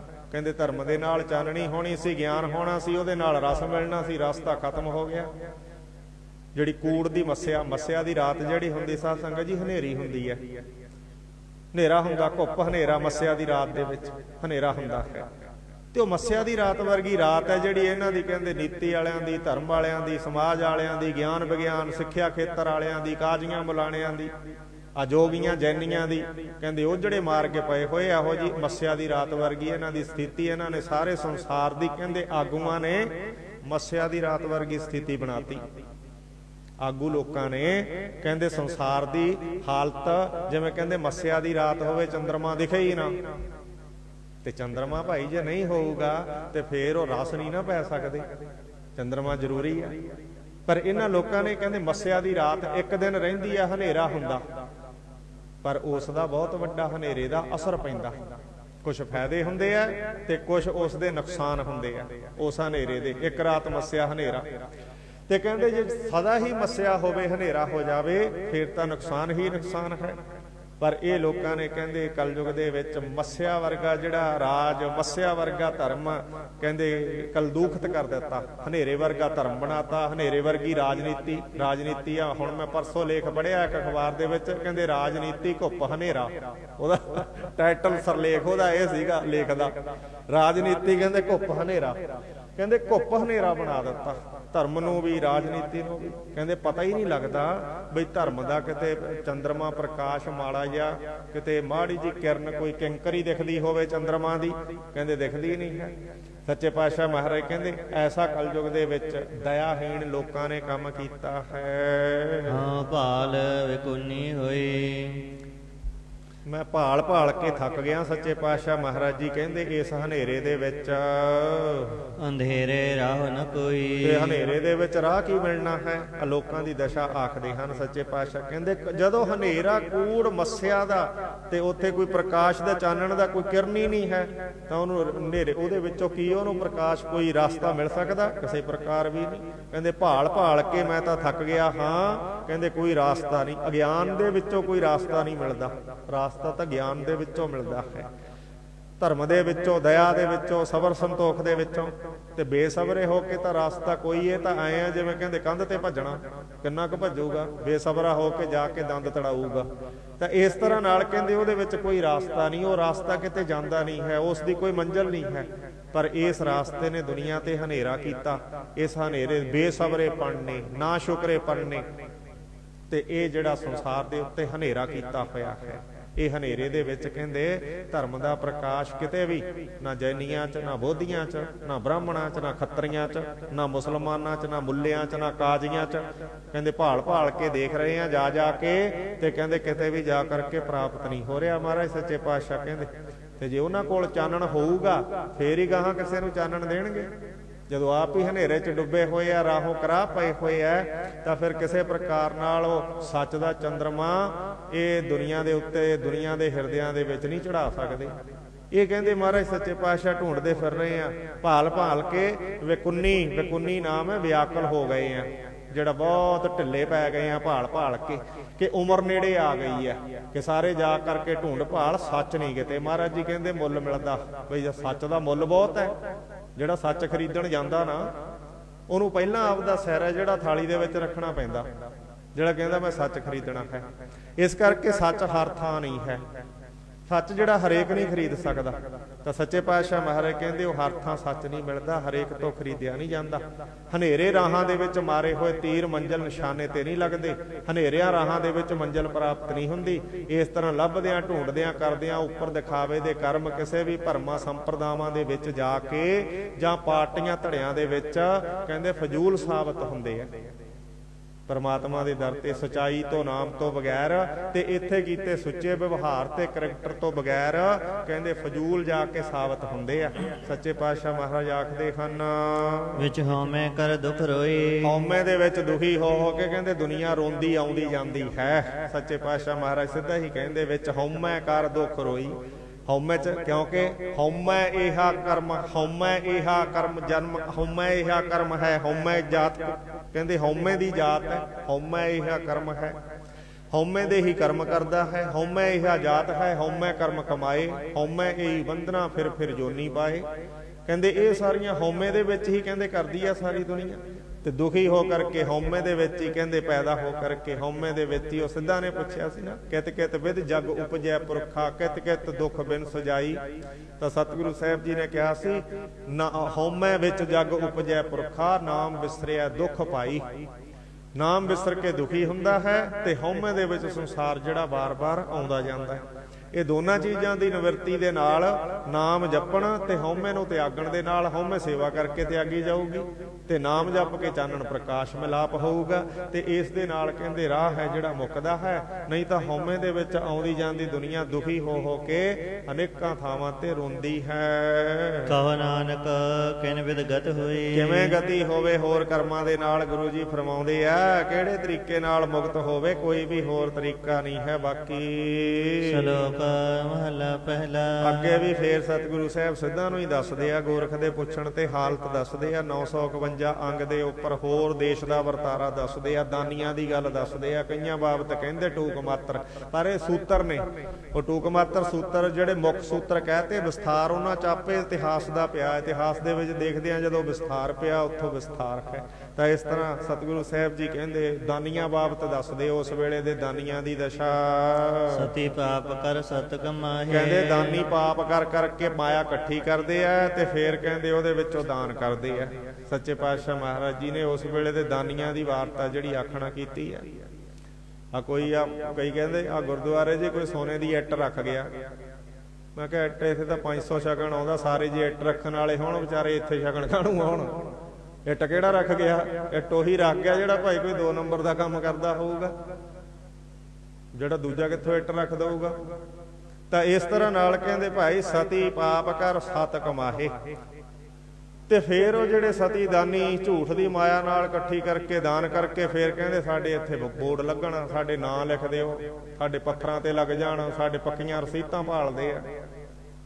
ਤੇ ਇਸ ਤਰ੍ਹਾਂ ਨਾਲ ਕਹਿੰਦੇ ਦਾਨੀਆਂ, ਕਲਯੁਗ ਦੇ ਦਾਨੀਆਂ ਦਾ ਮਹਾਰਾਜ ਜੀ ਕਹਿੰਦੇ ਆ, ਮੈਂ ਨਹੀਂ ਕਹਿੰਦੇ, ਆ ਕਹਿੰਦੇ ਗੁਰੂ ਨਾਨਕ ਦੇਵ ਮਹਾਰਾਜ ਸਤੀ ਪਾਪ ਕਰ ਸਤ ਕਮਾਹੇ। ਦਾਨੀ ਪੁਰਸ਼ ਗੁਨਾਹ ਕਰਕੇ ਇਕੱਤਰ ਕੀਤੀ ਹੋਈ ਦੌਲਤ ਨਾਲ ਕਹਿੰਦੇ ਦਾਨ ਦਿੰਦੇ ਆ। ਕਲਯੁਗ ਦੇ ਵਿੱਚ ਗੁਰ ਦੀਖਿਆ ਕਰ ਦੇਵਨ ਜਹੇ, ਜਿਹੜੇ ਉਹਨਾਂ ਦੇ ਧਾਰਮਿਕ ਗੁਰੂ ਉਸਤਾਦ ਪੰਡਤ ਪੁਰੋਹਿਤ ਉਹਨਾਂ ਦੇ ਹਨ, ਰਾਗੀ ਢਾਡੀ ਪਾਠੀ ਹਨ, ਜਾਂ ਜਿਨ੍ਹਾਂ ਦੇ ਜਿਹੜੇ ਹਨ। ਮੁਸਲਮਾਨਾਂ ਦੇ ਗ੍ਰੰਥੀ ਤਾਂ ਜਾਓ ਨਹੀਂ, ਸਿੱਖਾਂ ਦੇ ਮੁਸਲਮਾਨ ਨਹੀਂ ਆਉਂਦਾ, ਉਹ ਤਾਂ ਉਹਨੂੰ ਹੀ ਸੱਦਣਾ ਪਊਗਾ। ਤਾਂ ਉਸ ਵੇਲੇ ਦਾ ਵਰਤਾਰਾ ਕਹਿੰਦੇ ਜਿਹੜੇ ਗੁਰੂ ਦੀਖਿਆ ਸਿੱਖਿਆ ਦੇਣ ਵਾਲੇ ਉਹਨਾਂ ਦੇ ਪ੍ਰਚਾਰਕ ਹਨ, ਉਹ ਘਰਾਂ ਦੇ ਵਿੱਚ ਜਾ ਕਰਕੇ ਸਿੱਖਿਆ ਦਿੰਦੇ ਆ ਉਹਨਾਂ ਨੂੰ। ਉਹਨਾਂ ਦੀ ਹਾਲਤ ਦੇਖ ਲਓ, ਕਹਿੰਦੇ ਉਹਨਾਂ ਦੀ ਸਿੱਖਿਆ ਦਾ ਵੀ ਉਹਨਾਂ ਤੇ ਕੋਈ ਅਸਰ ਨਹੀਂ ਹੁੰਦਾ। ਉਹ ਸਿੱਖਿਆ ਨੂੰ ਕਹਿੰਦੇ ਟਿੱਚ ਸਮਝਦੇ ਆ। ਜਿਹੜੇ ਦਾਨ ਕਰਨ ਵਾਲੇ ਹਨ ਉਹ ਮਾਇਆ ਪਾਪਾਂ ਦੀ ਇਕੱਠੀ ਕਰਦੇ ਆ। ਫਿਰ ਕਹਿੰਦੇ ਉਹਨਾਂ ਦੇ ਧਾਰਮਿਕ ਲੋਕ ਨੇ ਜਿਹੜੇ ਜਾ ਜਾ ਕੇ ਆ ਕਿਤੇ ਸਿੰਘ ਸਾਹਿਬ ਥੋੜੀ ਸਿੱਖਿਆ ਦਿੰਦੇ ਆ, ਕਿੰਨੇ ਪ੍ਰਚਾਰਕ ਫੂਕਦੇ ਆ, ਕਿੰਨੇ ਸਟੇਜਾਂ ਤੇ ਸਿੱਖਿਆ ਦਿੰਦੇ ਆ, ਕਿੰਨੇ ਸੰਤ ਸਿੱਖਿਆ ਦਿੰਦੇ ਆ, ਕੀਰਤਨ ਵਾਲੇ ਕਿੰਨੇ ਆ। ਇੱਕ ਬਹੁਤ ਵੱਡਾ ਅਰਬਾਂ ਕਰੋੜਾਂ ਜਿਹੜਾ ਰੁਪਈਆਂ ਦਾ ਕੰਮ ਤੇ ਹਜ਼ਾਰਾਂ ਲੱਖਾਂ ਨੂੰ ਨੌਕਰੀ, ਹਜ਼ਾਰਾਂ ਲੱਖਾਂ ਨੂੰ ਨੌਕਰੀ ਵੀ ਮਿਲੀ ਆ। ਤੇ ਉਹ ਜਿਹੜੇ ਉਹ ਕੂਕਦੇ ਆ, ਐ ਕਰੋ ਐ ਕਰੋ ਆਹ ਕਰੋ, ਕੌਣ ਸੁਣਦਾ? ਇੱਥੇ ਨਗਾਰੇ ਵੱਜਦਿਆਂ ਦੇ ਵਿੱਚ ਪੀਪਣੀਆਂ ਦੀ ਕਿਹੜਾ ਸੁਣਦਾ? ਉਹ ਕਹਿੰਦੇ ਚੱਲ ਪਰੇ ਛੱਡ ਕੁਝ ਨਹੀਂ, ਤੇਰਾ ਸੁਣਨ ਯੋਗ ਨਹੀਂ, ਅਸੀਂ ਤਾਂ ਉਹ ਕਰਾਂਗੇ ਜਿਹੜਾ ਸਾਨੂੰ ਚੰਗਾ ਲੱਗੂਗਾ। ਤਾਂ ਇਸ ਤਰ੍ਹਾਂ ਨਾਲ ਜਿਹੜਾ ਹਰ ਕੋਈ ਚੰਗਾ ਲੱਗਣ ਦੇ ਮਨ ਦੇ ਭਾਵ ਦੇ ਵਿੱਚ ਕਰਨ ਦੇ ਵਿੱਚ ਸੰਸਾਰ ਦੇ ਕਰਮ ਲੱਗਾ ਹੋਇਆ ਹੈ। ਤੇ ਜਿਹੜਾ ਦਾਨੀ ਹੈ ਉਹਨੂੰ ਉਹੀ ਰਾਹ ਚੰਗਾ ਲੱਗਦਾ ਹੈ। ਜਿਵੇਂ ਮਰਜ਼ੀ ਕਰਕੇ ਮੈਂ ਕਹਿੰਦਾ ਮਾਇਆ ਸੰਪਤੀ ਨੂੰ ਇਕੱਠੀ ਕਰਕੇ ਤੇ ਫਿਰ ਕਹਿੰਦਾ ਦਾਨ ਵੀ ਕਰਦਾ ਹੈ। ਫਿਰ ਰੋਜ਼ ਦਾ ਕੰਮ ਉਹੀ ਹੈ। ਇਹ ਨਹੀਂ ਵੀ ਇੱਕ ਦਿਨ ਵੀ ਸਾਲ 'ਚ ਇੱਕ ਵਾਰੀ ਕਰ ਲਿਆ, ਚੱਲ ਕਰਕੇ ਕਹਿੰਦਾ ਚੱਲ ਬਾਬਾ ਅੱਜ ਬਖਸ਼ ਦੇ 500 ਤੂੰ ਲੈ ਲਾ। ਕਹਿੰਦਾ ਰੋਜ਼ ਦਾ ਹੀ ਕੰਮ ਹੈ, ਰੋਜ਼ ਹੀ ਇਸ ਪ੍ਰਕਾਰ ਨਾਲ ਕਰਦਾ ਹੈ। ਤੇ ਕਹਿੰਦੇ ਗੁਰ ਦੀਖਿਆ ਘਰ ਦੇਵਨ ਜਾਹੇ। ਜਿਹੜੇ ਗੁਰੂ ਪੀਰ ਹਨ ਉਹਨਾਂ ਦੀ ਪੰਡਤ ਪੁਰੋਹਿਤ ਹਨ ਤੇ ਉਹ ਘਰੀ ਜਾ ਕਰਕੇ ਉਹਨਾਂ ਨੂੰ ਸਿੱਖਿਆ ਦਿੰਦੇ ਹਨ, ਪਰ ਉਹ ਸਿੱਖਿਆ ਦਾ ਕੋਈ ਅਸਰ ਹੀ ਨਹੀਂ ਲੋਕਾਂ ਤੇ ਹੁੰਦਾ। ਇਸਤਰੀ ਪੁਰਖੈ ਖਟਿਐ ਖਾ ਭਾਉ, ਕਿਉਂਕਿ ਲੋਕਾਂ ਤੇ ਅਸਰ ਉਹਨਾਂ ਪੰਡਤਾਂ ਪੁਰੋਹਿਤਾਂ ਗਿਆਨੀਆਂ ਵਿਗਿਆਨੀਆਂ ਦਾ ਤਾਂ ਹੋਵੇ ਜੇ ਉਹ ਆਪ ਇਸ ਦੂਖਣ ਤੋਂ ਬਚੇ ਹੋਣ। ਪਰ ਉਪਦੇਸ਼ ਦੇਣ ਵਾਲੇ ਵੀ ਇਹ ਦੂਸ਼ਣ ਤੋਂ ਬਚੇ ਨਹੀਂ, ਕਿਉਂਕਿ ਉਹਨਾਂ ਤੋਂ ਹੀ ਉਹਨਾਂ ਨੂੰ ਮੁਨਾਫਾ ਹੋਣਾ, ਤੁਹਾਡੇ ਕੋਲੇ ਸਾਨੂੰ ਮੁਨਾਫਾ ਹੋਣਾ। ਉੱਥੋਂ ਹੀ ਉਹ ਖਾਣਗੇ ਤਾਂ ਉਹੀ ਇੱਕ ਲੂਣ ਇੱਕ ਥਾਂ ਤੋਂ ਖਾਂਦਾ। ਕਹਿੰਦੇ ਇਸ ਦੋਸ਼ ਤੋਂ ਮਹਾਰਾਜ ਕਹਿੰਦੇ ਉਹ ਉਪਦੇਸ਼ ਦੇਣ ਵਾਲੇ ਵੀ ਨਹੀਂ ਬਚੇ। ਇਸ ਕਰਕੇ ਉਹਨਾਂ ਉਪਦੇਸ਼ ਦੇਣ ਵਾਲਿਆਂ ਦਾ ਵੀ ਕੋਈ ਅਸਰ ਨਹੀਂ ਹੁੰਦਾ। ਇਸਤਰੀ ਪੁਰਖ ਹੈ ਖੱਟਿਆ ਭਾਓ। ਕਹਿੰਦੇ ਇਸਤਰੀ ਪੁਰਖ ਦਾ ਜਿਹੜਾ ਪਿਆਰ ਹੈ ਉਹ ਕਲਯੁਗ ਦੇ ਵਿੱਚ ਖੱਟੀ ਨਾਲ ਹੀ ਹੈ। ਖੱਟੀ ਦੇ ਨਾਲ, ਆਮਦਨ ਦੇ ਨਾਲ, ਮਾਰਜਨ ਦੇ ਨਾਲ ਕਿ ਕਿੰਨਾ ਮੁਨਾਫਾ ਸਾਨੂੰ ਪ੍ਰਾਪਤ ਹੋ ਜਾਵੇ। ਕਹਿੰਦੇ ਇਸਤਰੀਆਂ ਦਾ ਸੁਭਾਅ, ਪੁਰਸ਼ਾਂ ਦਾ ਸੁਭਾਅ ਕਲਯੁਗ ਦੇ ਵਿੱਚ ਖੱਟੀ ਦੇ ਨਾਲ ਬੱਝਿਆ ਪਿਆ ਹੈ। ਭਾਵੇਂ ਆਵੋ ਭਾਵੇਂ ਜਾਓ, ਇਹ ਕੋਈ ਨਹੀਂ ਪੁੱਛਦਾ। ਮਹਾਰਾਜ ਕਹਿੰਦੇ ਕੌਣ ਕਿੱਥੇ ਜਾਂਦਾ ਕਿੱਥੇ ਆਉਂਦਾ, ਕੋਈ ਕੀ ਕਰਦਾ ਕੀ ਨਹੀਂ ਕਰਦਾ। ਕਹਿੰਦੇ ਖੱਟੀ ਦੇ ਨਾਲ ਹੀ ਮਤਲਬ ਹੈ ਕਲਯੁਗ ਦੇ। ਉਸ ਵੇਲੇ ਦੀ ਦਸ਼ਾ ਤੇ ਅੱਜ ਦੀ ਦਸ਼ਾ ਤੇ ਝਾਤ ਮਾਰੋ, ਉਦੋਂ ਸਗੋਂ ਪਤਨ ਹੋ ਗਿਆ। ਕਹਿੰਦੇ ਇਹੋ ਜੀ ਦਸ਼ਾ ਬਣੀ ਹੋਈ ਆ। ਸ਼ਾਸਤਰ ਵੇਦ ਨ ਮਾਨੇ ਕੋਏ, ਸ਼ਾਸਤਰਾਂ ਵੇਦਾਂ ਗ੍ਰੰਥਾਂ ਨੂੰ ਕਹਿੰਦੇ ਕੋਈ ਨਹੀਂ ਮੰਨਦਾ। ਪ੍ਰਜਾ ਦੇ ਵਿੱਚ ਕਹਿੰਦੇ ਕੋਈ ਇਹਨਾਂ ਤੇ ਅਮਲ ਨਹੀਂ ਕਰਦਾ। ਦਿਖਾਵੇ ਮਾਤਰ ਕੰਮ ਹਨ, ਇਹਨਾਂ ਦੇ ਗਿਆਨ ਵਿਗਿਆਨ ਤੇ ਕੋਈ ਅਮਲ ਨਹੀਂ ਕਰਦਾ। ਆਪੋ ਆਪੇ ਪੂਜਾ ਹੋਏ, ਆਪੋ ਤਾਂ ਆਪ ਪੂਜਾ। ਕੋਈ ਕਿਤੇ ਕਿਵੇਂ ਪੂਜਾ ਕਰੀ ਜਾਂਦਾ, ਕੋਈ ਕਿਤੇ ਕਿਵੇਂ ਪੂਜਾ ਕਰੀ ਜਾਂਦਾ। ਕਹਿੰਦੇ ਕੋਈ ਬਿਨਾਂ ਸ਼ਾਸਤਰ ਪ੍ਰਮਾਣ ਤੋਂ ਪੂਜਾ ਕਰਨੀ ਜਿਹੜੀ ਮਨਮੱਤ ਹੈ, ਬਿਨਾਂ ਸ਼ਾਸਤਰ ਪ੍ਰਮਾਣ ਤੋਂ। ਕਿਸੇ ਗੁਰੂ ਦੁਆਰਾ ਪੂਜਾ ਹੁੰਦੀ ਹੈ, ਆਪਦੇ ਆਪ ਪੂਜਾ ਥੋੜੀ ਹੁੰਦੀ ਹੈ। ਤਾਂ ਉਹ ਕਿਸੇ ਬਿਨਾਂ ਸ਼ਾਸਤਰ ਪ੍ਰਮਾਣ ਤੋਂ ਪੂਜਾ ਕਰਨੀ ਉਹ ਮਨਮੱਤ ਹੈ, ਕਿਉਂਕਿ ਪਤਾ ਹੀ ਨਹੀਂ ਹੈ ਜਿਸ ਦੇ ਪੂਜਾ ਕਿਵੇਂ ਕਰਨੀ ਹੈ, ਕਿਸ ਪ੍ਰਕਾਰ ਕਰਨੀ ਹੈ ਪੂਜਾ। ਤਾਂ ਇਸ ਤਰ੍ਹਾਂ ਨਾਲ ਕਹਿੰਦੇ ਕਾਜੀ ਹੋਏ ਜਿਹੜਾ ਸ਼ਾਸਤ ਵੇਦ ਨਾ ਮੰਨੈ ਕੋਏ, ਆਪੋ ਆਪੇ ਪੂਜਾ ਹੋਏ। ਆਪੋ ਧਾਪੀ ਪੂਜਾ ਲੋਕ ਕਰਦੇ ਹਨ। ਕੋਈ ਨਦੀਆਂ 'ਚ ਚੌਲ ਸੱਟਣ ਲੱਗਾ ਹੋਇਆ, ਕੋਈ ਬਾਂਦਰਾਂ ਨੂੰ ਬ੍ਰੈਡ ਪਾਉਣ ਲੱਗਾ ਹੋਇਆ। ਉਹ ਇੱਕ ਡਾਕਟਰ ਸੀ, ਉਹਦੇ ਕੋਲ ਖੋਤਾ ਲੈ ਗਿਆ ਇੱਕ ਭੱਠੇ ਵਾਲਾ ਖੋਤਾ। ਉਹ ਡੰਗਰ ਡਾਕਟਰ ਸੀਗਾ, ਆਪਣੇ ਕਹਿ ਦਿੰਦੇ ਡੰਗਰ ਡਾਕਟਰ। ਉਹ ਡੰਗਰ ਡਾਕਟਰ ਨੇ ਖੋਤੇ ਨੂੰ ਦੇਖਿਆ, ਕਹਿੰਦਾ ਟੀਕਾ ਲਾ ਦਿੰਨੇ ਆ ਖੋਤੇ ਦੇ। ਕਹਿੰਦਾ ਟੀਕਾ ਲਾ ਦੇ। ਜਦੋਂ ਖੋਤੇ ਦੇ ਟੀਕਾ ਲਾ ਦਿੱਤਾ, ਕਹਿੰਦਾ ਹੁਣ ਮੈਨੂੰ ਇਹ ਦੱਸ ਦੇ ਵੀ ਇਹਦਾ ਕੀ ਪਰਹੇਜ਼ ਹੈ, ਇਹਨੂੰ ਖਾਣ ਨੂੰ ਕੀ ਦੇਣਾ। ਕਹਿੰਦਾ ਇਹਨੂੰ ਆਂਡੇ ਤੇ ਬ੍ਰੈਡ ਦੇਣੇ ਆ ਖਾਣ ਨੂੰ, ਤੇ ਪਰਹੇਜ਼ ਆ ਜਿਹੜਾ ਇਹ ਆ ਖੋਤਾ, ਇਹਨੂੰ ਖੋਤੀ ਕੋਲ ਨਹੀਂ ਜਾਣ ਦੇਣਾ, ਬਾਕੀ ਸਾਰਾ ਇਹਦਾ ਠੀਕ ਠਾਕ ਹੈ, ਇਹਨੇ ਠੀਕ ਹੋ ਜਾਣਾ ਹੈ। ਤਾਂ ਇਸ ਤਰ੍ਹਾਂ ਜਿਹੜਾ ਉਹਦਾ ਪਰਹੇਜ਼ ਹੈ, ਕਹਿੰਦੇ ਉਹ ਕੋਈ ਨਹੀਂ ਮੰਨਦਾ ਕਿਸੇ ਪ੍ਰਕਾਰ ਦਾ, ਜਾਂ ਪਰਹੇਜ਼ ਹੋਰ ਤਰ੍ਹਾਂ ਦੇ ਦੱਸੀ ਜਾਂਦੇ ਆ। ਖੋਤਿਆਂ ਵਰਗੇ ਹਾਲ ਚਾਲ ਜਿਹੜੇ ਲੋਕਾਂ ਦੇ ਕਲਯੁਗ ਦੇ ਵਿੱਚ, ਕਹਿੰਦੇ ਆਪੋ ਤਾਂ ਆਪ ਹੋ ਕਰਕੇ, ਕੋਈ ਖੋਤਿਆਂ ਨੂੰ ਆਂਡੇ ਖਵਾਉਣ ਤੇ ਲੱਗਾ ਹੋਇਆ, ਕੋਈ ਕਹਿੰਦੇ ਕਾਵਾਂ ਨੂੰ ਖੀਰ ਪਾਉਣ ਤੇ ਲੱਗਾ ਹੋਇਆ, ਕੋਈ ਸੱਪਾਂ ਦੀਆਂ ਵਰਮੀਆਂ 'ਚ ਸੇਵੀਆਂ ਪਾਉਣ ਲੱਗਾ ਹੋਇਆ ਹੈ, ਕੋਈ ਕਿਸੇ ਪ੍ਰਕਾਰ ਨਾਲ ਬੀਨਾ ਵਜਾ ਰਿਹਾ ਹੈ। ਕਹਿੰਦੇ ਆਪੋ ਤਾਂ ਆਪ ਹੋਏ ਕੈ, ਆਪੋ ਧਾਪੀ ਹੋਏ ਕੈ, ਨਿਆਰੇ ਨਿਆਰੇ ਪੰਥ ਚਲਾਵੇਂ। ਕਹਿੰਦੇ ਆਪੋ ਧਾਪੀ ਹੋ ਕਰਕੇ ਤੇ ਨਿਆਰੇ ਨਿਆਰੇ ਪੰਥ ਜਿਹੜੇ ਚਲਾਉਂਦੇ ਹਨ। ਕਾਜੀ ਹੋਏ ਕੈ ਬਹਿ ਨਿਆਏ। ਕਲਯੁਗ ਦੇ ਜਿਹੜੇ ਕਾਜੀ ਨਿਆਇਕ ਹਨ, ਨਿਆਇਧੀਸ਼, ਨਿਆਏ ਮੂਰਤੀਆਂ ਨਿਆਂ ਕਰਨ ਵਾਲੇ ਹਨ, ਕਹਿੰਦੇ ਜੱਜ ਹਨ। ਉਸ ਵੇਲੇ ਦੇ ਕਾਜੀ ਜੱਜ ਸਨ। ਉਹ ਕਾਜੀ ਸੰਕੇਤ ਜੱਜਾਂ ਵਾਸਤੇ ਵਰਤ ਲਿਆ ਜਾਂਦਾ। ਸਾਧ ਸੰਗਤ ਜੀ, ਕਈਆਂ ਨੂੰ ਐ ਲੱਗਦਾ ਵੀ ਕਾਜੀ ਜੱਜ ਕਿਵੇਂ ਹੋ ਸਕਦਾ। ਉਸ ਵੇਲੇ ਦੀ ਅਸਥਾ ਵਿਵਸਥਾ ਤਕਰੀਬਨ 11ਵੀਂ ਸਦੀ ਤੋਂ ਲੈ ਕੇ 17ਵੀਂ ਸਦੀ ਤੱਕ ਜੱਜ ਹੀ ਨਿਆਇਧੀਸ਼ ਸਨ। ਜੇ ਕਾਜੀ ਹੀ ਨਿਆਇਧੀਸ਼ ਸਨ, ਕਾਜੀ ਹੀ ਨਿਆਂ ਕਰਦੇ ਸਨ, ਉਹੀ ਫਤਵਾ ਦਿੰਦੇ ਸਨ, ਉਹੀ ਉਹਨਾਂ ਕਾਨੂੰਨ ਦੀ ਦਰ ਉਹ ਤੈਅ ਕਰਦੇ ਸਨ। ਜੇ ਕੋਈ ਬਾਦਸ਼ਾਹ ਬੈਠਦਾ ਵੀ ਸੀ ਤਾਂ ਕਾਜੀ ਸਾਈਡ ਤੇ ਜਿਹੜਾ ਨਿਆਂ ਕਰਨ ਵਾਲਾ ਕਾਜੀ ਹੀ ਹੁੰਦਾ ਸੀ। ਭਾਵੇਂ ਬਾਦਸ਼ਾਹ ਹੀ ਦੱਸਦਾ ਸੀ, ਪਰ ਫਿਰ ਵੀ ਉਹ ਜਿਹੜਾ ਕਾਜੀ ਦੱਸਦਾ ਸੀ ਵੀ ਆਹ ਸਜ਼ਾ ਹੈ। ਤਾਂ ਉਹ ਜਿਹੜਾ ਇਸ ਤਰ੍ਹਾਂ ਨਾਲ ਕਹਿੰਦੇ ਕਾਜੀ ਜਿਹੜੇ ਨਿਆਂ ਕਰਨ ਵਾਸਤੇ ਬੈਠਦੇ ਹਨ। ਲੰਬਾ ਸ਼ਬਦ ਹੈ ਇਹ, ਫੇਰ ਅੱਗੇ ਆਪਾਂ ਸਰਵਣ ਕਰਾਂਗੇ, ਵਕਤ ਹੋ ਚੁੱਕਿਆ। ਉਹਨਾਂ ਦਾ ਹਾਲਤ ਕੀ ਸੀ ਉਸ ਵੇਲੇ, ਜੱਜਾਂ ਦੀ ਹਾਲਤ ਕੀ ਸੀ, ਕਾਜ਼ੀਆਂ ਦੀ। ਕਹਿੰਦੇ ਦੋਨੇ ਪਾਸੇ ਉਹ ਧਰਮ ਦੇ ਵਿੱਚ ਤੇ ਨੀਤੀ ਦੇ ਵਿੱਚ ਵੱਝੇ ਹੋਏ ਸਨ। ਜਿਹੜੇ ਨਿਆਂ ਕਰਨ ਵਾਲੇ ਜੱਜ ਸਨ, ਜਦੋਂ ਨਿਆਂ ਕਰਦੇ ਸਨ ਨਾ, ਤਾਂ ਕਹਿੰਦੇ ਇੱਕ ਹੱਥ ਦੇ ਵਿੱਚ ਤਾਂ ਹੁੰਦਾ ਸੀ ਕੁਰਾਨ, ਤੇ ਇੱਕ ਹੱਥ ਦੇ ਵਿੱਚ ਹੁੰਦੀ ਸੀ ਤਸਬੀਹ। ਕੁਰਾਨ ਨੂੰ ਫੜ ਕੇ ਤਸਬੀਹ ਫੇਰਦੇ ਹੀ ਨਿਆਂ ਦਾ ਹੁਕਮ ਦਿੰਦੇ ਸਨ। ਤਾਂ ਉਹਨਾਂ ਦਾ ਕਾਹਦਾ ਨਿਆਂ ਸੀ? ਲੋਕਾਂ ਦੇ ਤਾਂ ਜ਼ੁਲਮ ਹੋ ਰਿਹਾ ਸੀ, ਲੋਕਾਂ ਦੀਆਂ ਤਾਂ ਜੀਭਾਂ ਨਿਕਲੀਆਂ ਪਈਆਂ ਸੀ, ਤੇ ਸਾਰੀ ਪ੍ਰਜਾ ਤਾਂ ਮਰ ਰਹੀ ਸੀ, ਲੋਕ ਤਾਂ ਲੁੱਟੇ ਪੁੱਟੇ ਜਾ ਰਹੇ ਸਨ, ਬੇਦੋਸ਼ ਲੋਕਾਂ ਨੂੰ ਜੇਲ੍ਹਾਂ 'ਚ ਪਾ ਰਹੇ, ਤੇ ਨਿਆਂ ਉਹਨਾਂ ਦਾ ਉਹ ਹੱਥ 'ਚ ਕੁਰਾਨ ਫੜੀ ਦਾ ਕੀ ਫਾਇਦਾ ਸੀ? ਕਹਿੰਦੇ ਉਹਨਾਂ ਤੇ ਤਾਂ ਉਹ ਗੱਲ ਹੋ ਗਈ। ਕਹਿੰਦੇ ਕਾਤਲਾਂ ਦੇ ਹੱਥ 'ਚ ਬਾਈਬਲ ਦੇਖ ਕੇ ਹੋ ਰਿਹਾ ਅੱਜ ਪਾਦਰੀ ਹੈਰਾਨ ਹੈ। ਉਹਨਾਂ ਦੇ ਹੱਥਾਂ 'ਚ ਬਾਈਬਲ ਤੇ ਤਸਵੀਰਾਂ ਦੇਖ ਕਰਕੇ, ਤੇ ਕਹਿੰਦੇ ਉਹਨਾਂ ਦੇ ਨਿਆਂ ਤੇ ਜਿਹੜੇ ਪਾਦਰੀ ਸੀ ਰੋ ਰਹੇ ਸੀ, ਜਿਹੜੇ ਹੋਰ ਸੀ ਸੱਚੇ ਦਿਲਾਂ ਵਾਲੇ ਉਹ ਰੋ ਰਹੇ ਸੀ। ਤਾਂ ਐਸੀ ਜਿਹੜੀ ਉਹਨਾਂ ਦੀ ਹਾਲਤ ਬਣੀ ਹੋਈ ਸੀ। ਆਉਣ ਵਾਲੇ ਸਮੇਂ 'ਚ ਆਪਾਂ ਸਰਵਣ ਕਰਾਂਗੇ। ਬਹੁਤ ਸਾਰੀਆਂ ਤਰੁੱਟੀਆਂ ਵਿਚਾਰ ਕਰਦਿਆਂ ਰਹਿ ਜਾਣੀਆਂ, ਸੁਭਾਵਕ ਹੁੰਦੀਆਂ। ਵਕਤ ਹੋ ਚੁੱਕਿਆ। ਇੱਥੇ ਹੀ ਇਹਨਾਂ ਪੰਕਤੀਆਂ ਨਾਲ ਗੁਰ ਸਤੋਤਰ ਪੜ੍ਹਨਾ ਕਰੀਏ। ਸਦੀ ਪਾਪ ਕਰ ਸਤ ਕਮਾਹੇ, ਗੁਰ ਦੀਖਿਆ ਕਰ ਦੇਵਨ ਜਾਹੇ। ਇਸਤਰੀ ਪੁਰਖੈ ਖੱਟਿਆ ਭਾਓ, ਭਾਵੇਂ ਆਵੋ ਭਾਵੇਂ ਜਾਓ। ਸਾਸਤ ਵੇਦ ਨਾ ਮੰਨੈ ਕੋਏ, ਆਪੋ ਆਪੈ ਪੂਜਾ ਹੋਏ। ਕਾਜੀ ਹੋਏ ਕੈ ਬਹਿ ਨਿਆਏ, ਫੇਰੇ ਤਸਬੀਹ ਕਰੇ ਖੁਦਾਏ। ਵੱਡੀ ਲੈ ਕੇ ਹੱਕ ਗਵਾਏ, ਜੇ ਕੋ ਪੁੱਛੈ ਤਾਂ ਪੜ੍ਹ ਸੁਣਾਏ। ਵਾਹਿਗੁਰੂ ਜੀ ਕਾ ਖਾਲਸਾ, ਵਾਹਿਗੁਰੂ ਜੀ ਕੀ ਫਤਿਹ। ਹੇ ਅਚੁੱਤ ਹੇ ਪਾਰ ਬ੍ਰਹਮ ਅਬਿਨਾਸੀ ਅਗਨਾਸ, ਹੇ ਪੂਰਨ ਹੇ ਸਰਬ ਮਹਿ ਦੁਖ ਭੰਜਨ ਗੁਣਤਾਸ। ਹੇ ਸੰਗੀ ਹੈ ਨਿਰੰਕਾਰ, ਹੇ ਨਿਰਗੁਣ ਸਭ ਟੇਕ। ਹੇ ਗੋਬਿੰਦ ਹੇ ਗੁਣ ਨਿਧਾਨ, ਜਾ ਕੇ ਸਦਾ ਵਿਵੇਕ। ਹੇ ਅਪਰੰਪਰ ਹਰ ਹਰੇ, ਹੈ ਕੀ ਹੋਵਨ ਹਾਰ। ਹੇ ਸੰਤਹਿ ਕੇ ਸਦਾ ਸੰਗ, ਨਿਧਾਰਾ ਆਧਾਰ। ਹੇ ਠਾਕੁਰ ਹੋਂ ਦਾਸਰੋ, ਮੈਂ ਨਿਰਗੁਣ ਗੁਣ ਨਹੀਂ ਹੋਏ। ਨਾਨਕ ਦੀਜੈ ਨਾਮਦਾਨ, ਰਾਖੋ ਹੀਐ ਪਰੋਏ। ਆਏ ਪ੍ਰਭ ਸ਼ਰਨਾਗਤੀ, ਕਿਰਪਾ ਨਿਧ ਦਇਆਲ। ਏਕ ਅੱਖਰ ਹਰ ਮਨ ਬਸਤ, ਨਾਨਕ ਹੋਤ ਨਿਹਾਲ। ਏਕ ਅੱਖਰ ਹਰ ਮਨ ਬਸਤ, ਨਾਨਕ ਹੋਤ ਨਿਹਾਲ।